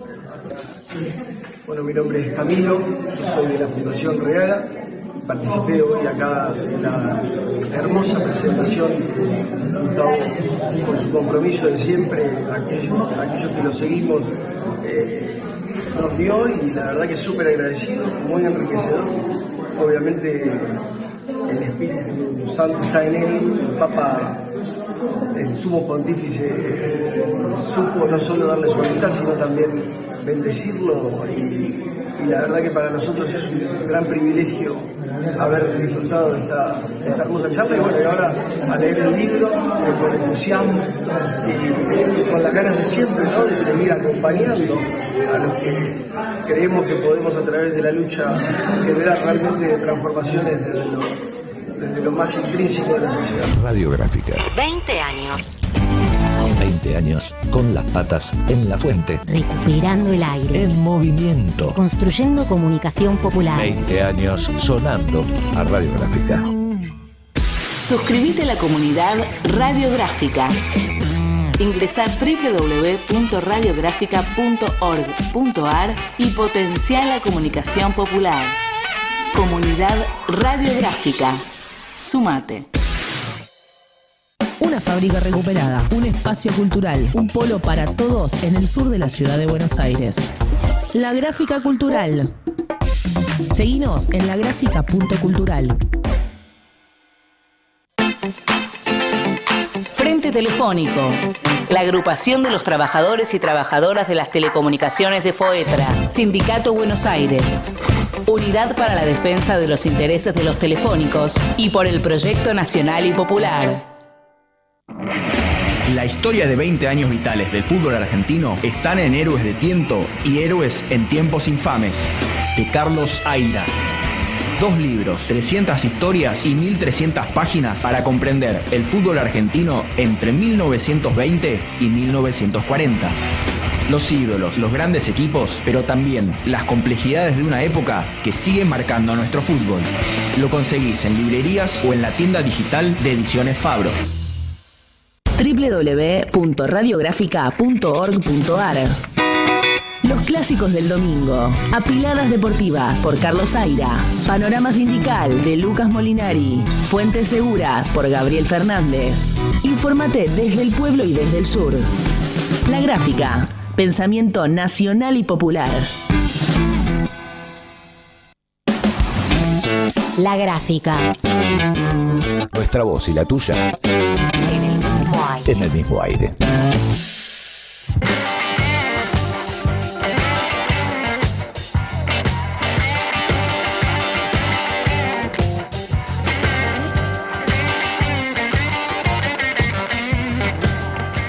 Muy bien, estamos entrando al último bloque de este lunes 10 de agosto, el episodio número 62 de Laudatistas, para abordar, como estamos haciendo también todas las semanas, uno de los temas que más nos preocupan y sobre los cuales estamos metiendo manos en la masa. Bajo el lema de vivir no puede ser una deuda, varias organizaciones, entre ellas la Alameda, de todo el país, estamos convocando a jornadas, digamos, de juntada de firmas masivas, tanto territoriales como virtuales, para pedir una ley de emergencia por deudas esenciales. ¿Qué significa esto? Que todo aquel hogar o todo aquel trabajador, formal o informal, que logre acreditar que tiene ingresos por debajo de la canasta básica que hoy establece el INDEC, que es bastante baja, por cierto, de 1,5 millones, sea de alguna manera rescatado por el Estado. Rescatado por el Estado significa concretamente que el Estado absorba, condone, estatice las deudas, del mismo modo que lo hace con los empresarios cuando tiene que hacer especificación asimétrica, blanqueo de capitales, estatización de deuda, exención de multa, o como le perdonaron el otro día a las energéticas, concretamente, una deuda multimillonaria que la absorbió el Estado y la pagamos todos y todas. En este caso, la justificación es muy obvia, y tiene que ver con que el poder adquisitivo se ha derrumbado, no porque la gente trabaje menos, sino porque las paritarias han sido, digamos, no han aumentado de acuerdo a la inflación, ni formal ni real, y además los sindicatos fueron extorsionados a aceptar paritarias a la baja porque si no les desfinanciaban lo que les correspondía por los aportes de sus obras sociales, es decir, les desmantelaban completamente el sistema de salud. Por otro lado, el Consejo del Salario Mínimo Vital y Móvil, el Gobierno Nacional tuvo una postura intransigente de no aumentar el salario mínimo vital y móvil, que hoy está en la cuarta parte de lo que sería la canasta básica para no ser pobre, es decir, está en la extrema indigencia, y como el salario mínimo vital y móvil era la referencia para el pago de los salarios informales del 44% de la población económicamente activa, obviamente hoy los salarios informales apenas se alcanzan a cubrir 2/3 partes o la mitad de la canasta básica, por debajo de la canasta básica. Por lo tanto, esta razón es la que ha llevado a 7 millones de trabajadores formales, informales y jubilados a endeudarse, y ya en el ciclo de endeudamiento a estrangularse con tasas de interés usureras, estafadoras concretamente, y ni hablar de aquellos que están en el ámbito informal, que caen presos de las fintech, digamos que cobran tasas 4 veces mayores a las que cobran los propios bancos, que ya de por sí están muy por arriba de la propia inflación anual. 4 de cada 10 jóvenes están tremendamente endeudados. Esta es una situación de desesperación, de estrangulamiento por deuda de subsistencia, donde, digamos, están invitando o forzando de alguna manera a un sector de la población trabajadora a caer en manos del prestamista del barrio, que es el narco, concretamente, es decir, una ruptura total del tejido social, y esto es lo que no se puede permitir: la destrucción de la comunidad, la destrucción de la sociedad en sus reglas elementales y más básicas, y por esta razón esta vez tiene que haber una emergencia por deudas esenciales para todos aquellos que estén por debajo de la canasta básica. Sobre esto vamos a empezar a trabajar el día sábado 15, lanzamos la campaña y empezamos con un testimonio desde Tucumán.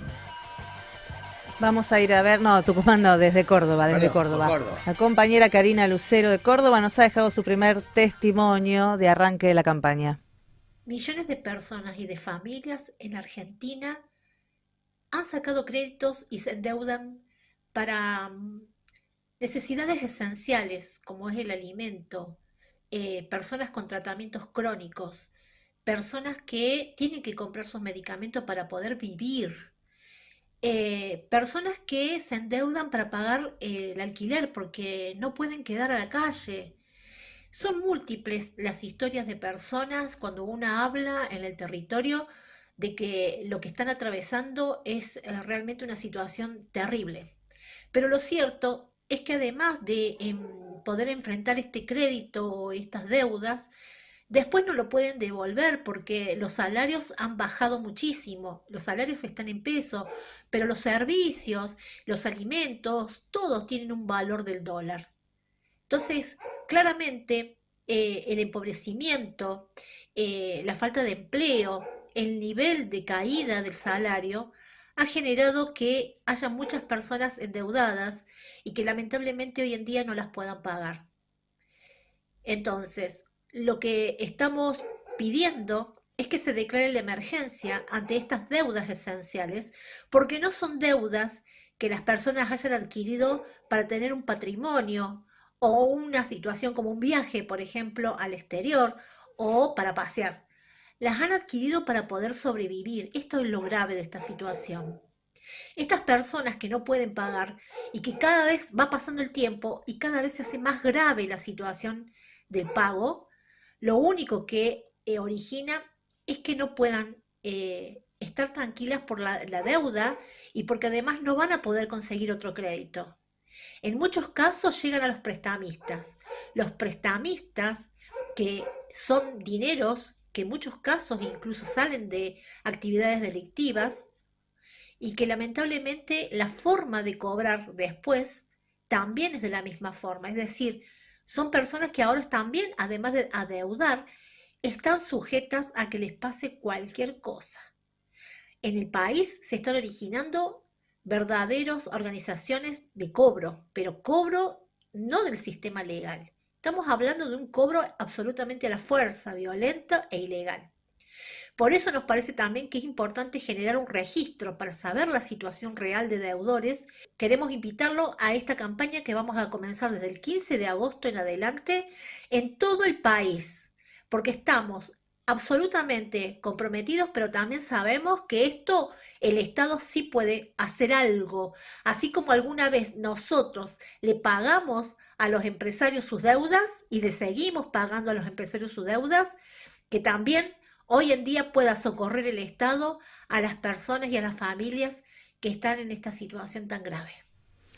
Muy bien, le agradecemos a María Karina Lucero, ella es del Centro de Protección Familiar de Córdoba y es una de las decenas y decenas de personas y organizaciones que se están poniendo al hombro esta campaña. Como ella bien decía, el día 15 de agosto vamos a hacer una primera actividad simultánea en todos los puntos del país que podamos, iniciando la juntada de firmas, tanto en los territorios, a la vieja usanza con la lapicera, como por la vía virtual, tal cual, la mesita y la lapicera, a pulmón, tipo tiza y carbón. Somos todas organizaciones de laburantes, no estamos haciendo esto totalmente a pulmón en todos lados, pero vamos a tener en cada punto del territorio una mesa, un afichito, un petitorio, una lapicera y muchas ganas de que podamos hacer fuerza para que alguna vez haya justicia con este tema, ¿no?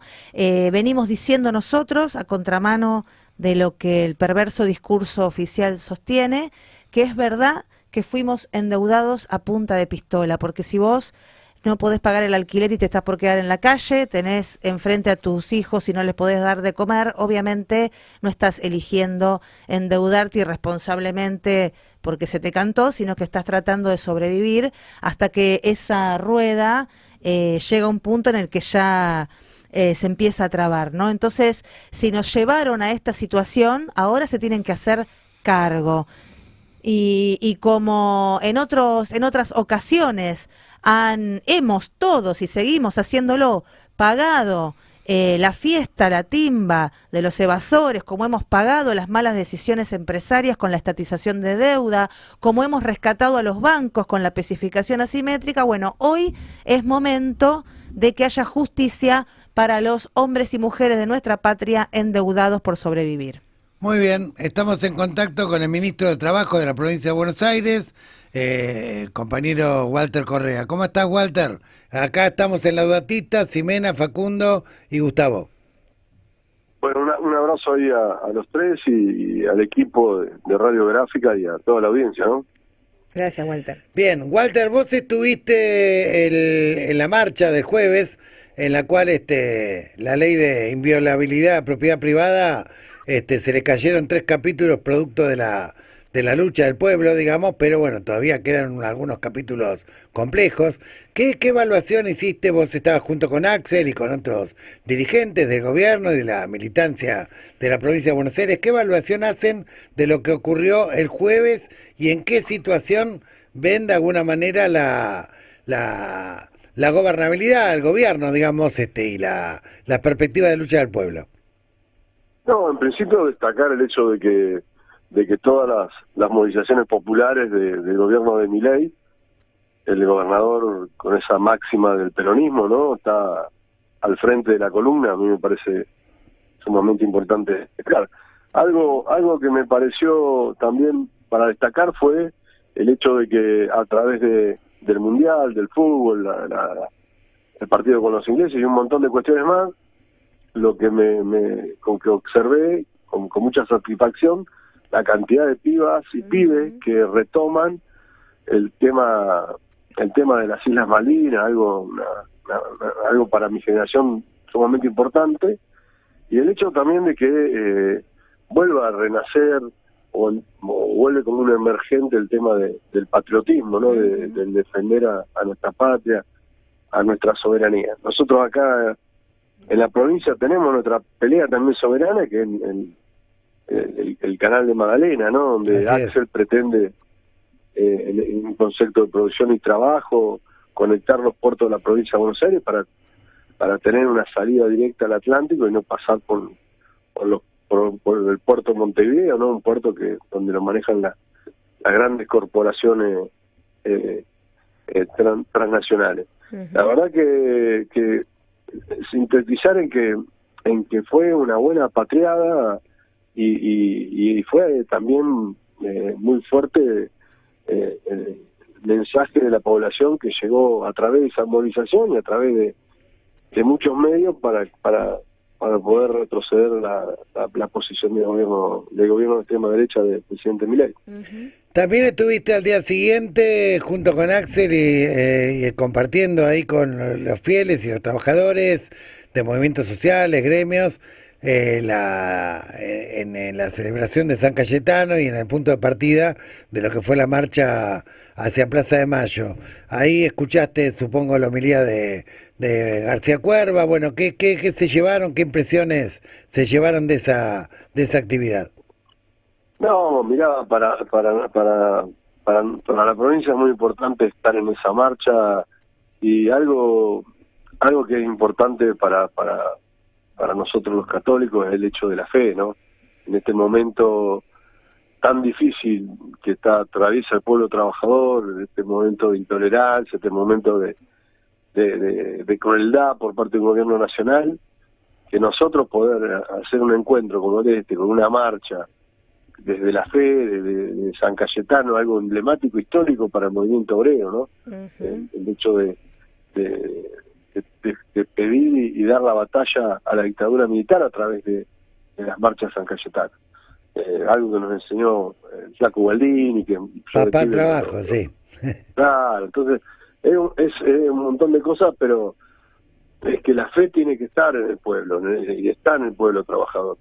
Y esto es una síntesis, digamos, de lo que significó la marcha, donde miles y miles de compañeros atravesaron la capital federal luego para encontrarse ahí en Plaza de Mayo, y esto a mí me da mucha satisfacción. La verdad que yo en los 90 compartía la asamblea con un compañero que era un diácono de acá de la zona sur, y la verdad que era la verdad que un abrazo espiritual muy grande para hoy un pueblo que está muy mal anímicamente, está muy mal económicamente, y yo, como muchos compañeros y compañeras, pensamos que es con la fe del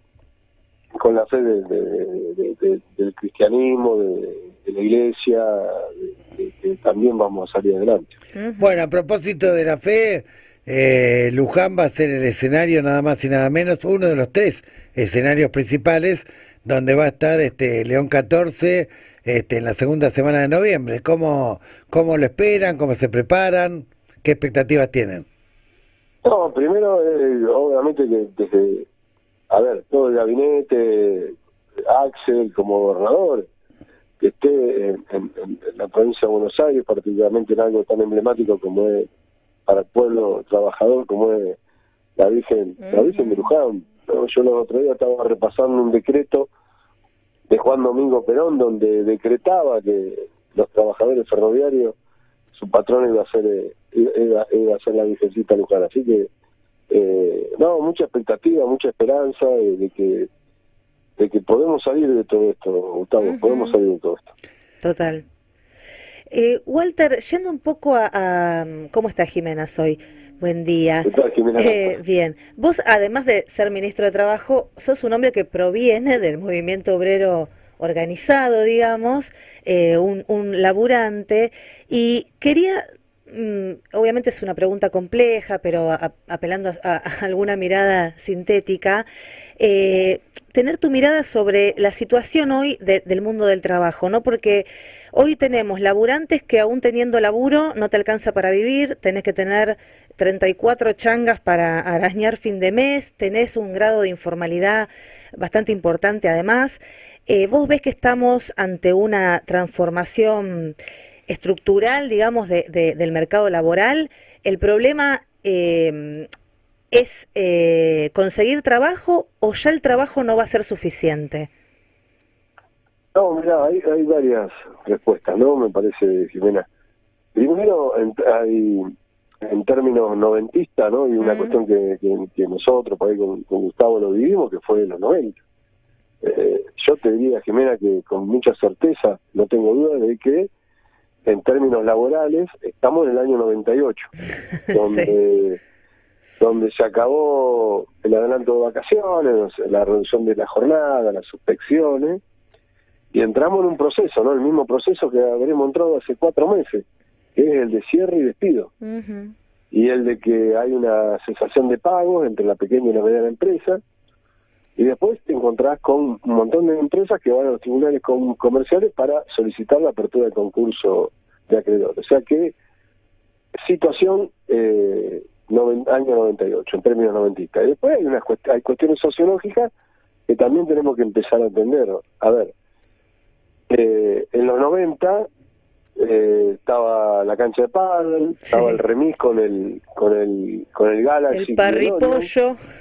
El parripollo, eso era la solución de los 90, hasta que después, lamentablemente, estalló todo por los aires, por el aire.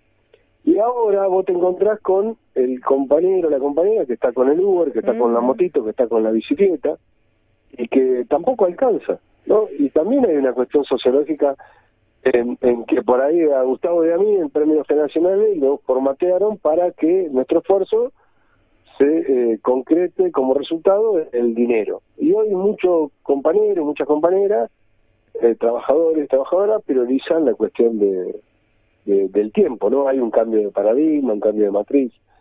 De todas maneras, en esta situación, la verdad que uno habla con los trabajadores y trabajadoras por medio de plataforma, y están también modificando los días para trabajar los fines de semana. O sea, hay un montón de cuestiones que van variando, y de todas maneras el con trabajo o con un solo trabajo, con 2 trabajos, nadie está llegando a fin de mes, ¿no? Hay una cuestión muy fuerte de atacar al trabajador, a la trabajadora, al pueblo trabajador, que es la médula de la patria.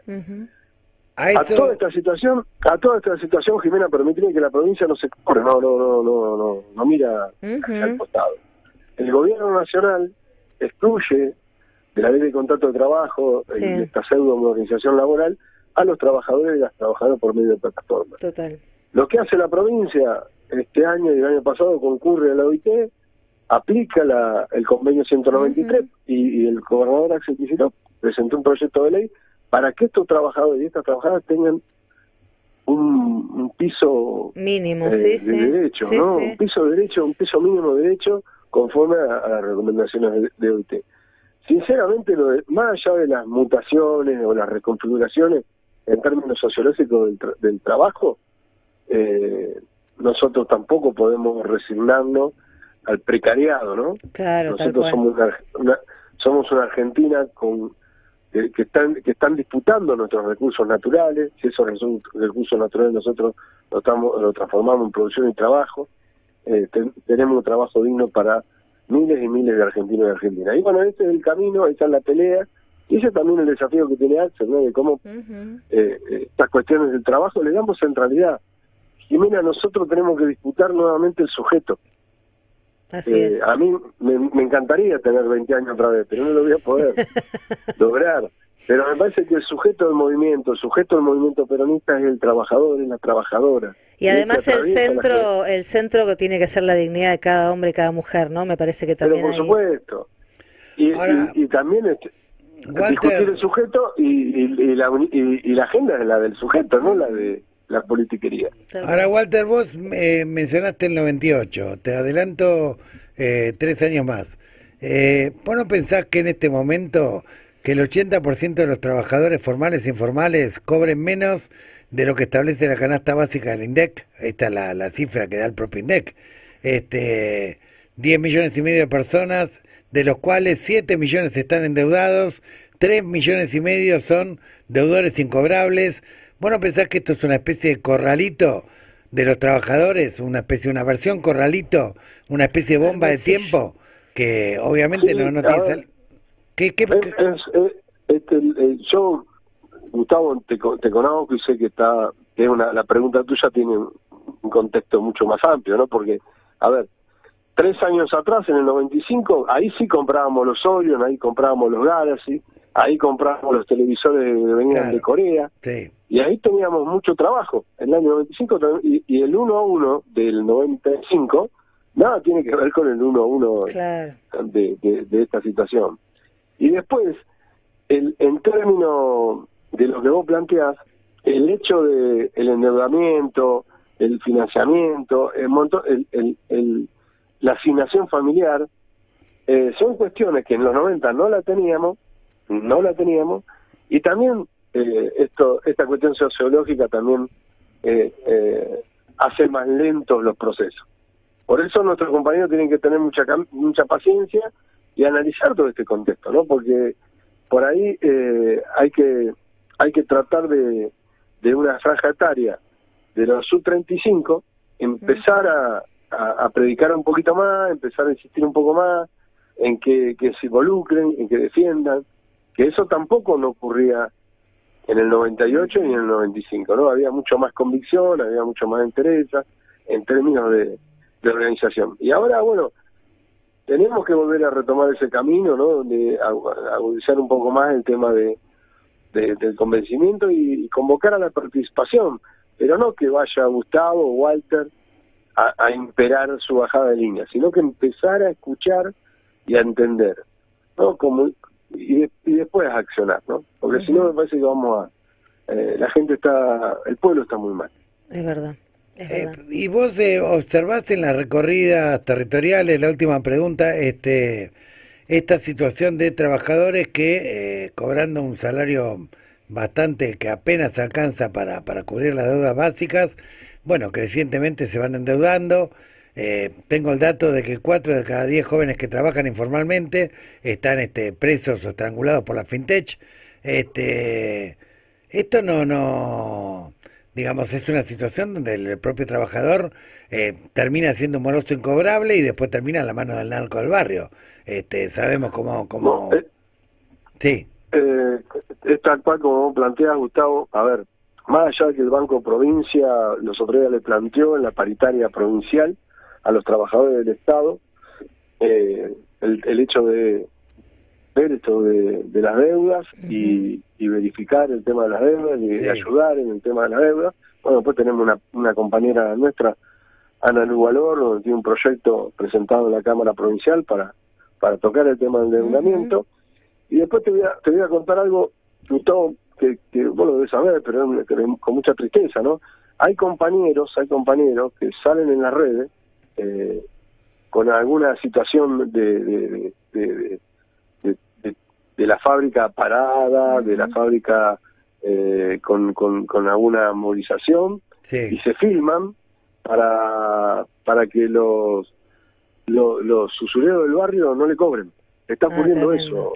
Tremendo. Está ocurriendo eso en una esquina, se juntan 4 o 5, por ahí prenden una cubierta y se filman porque es esto que vos decís, ¿no? El corrimiento del Estado en términos de que nosotros tenemos un Estado nacional que no habla de producción, no habla de trabajo, dice que la mejor política industrial es no tenerla, y mucho menos los derechos de los trabajadores. Entonces hay un camino a la catástrofe en términos de, insisto con esto, el sujeto es el trabajador. Y esto, permítimelo decir, Gustavo, cuando no hicieron una reforma electoral, no hicieron una reforma del Ejecutivo, sino hicieron una reforma laboral, una pseudo-movilización laboral, porque la defensa del pueblo trabajador son los trabajadores organizados. Por eso atacan a la clase, por eso atacan a la dirigencia sindical, por eso atacan a las organizaciones sindicales. Tal cual. Walter, nos hemos quedado sin tiempo, pero bueno, han sido reflexiones bastante profundas, y bueno, me quedo con esto, ¿no? En este ejemplo último que diste, cómo redoblamos los esfuerzos para transformar la desesperación en organización, ¿no? Sí, en eso estamos ahí con el Movimiento de Derecho a Futuro, ¿no? Configurando un emergente como el compañero Axel. Muy bien. Bueno, y Dios quiera que tengamos pronto un gobierno popular y termine este infierno.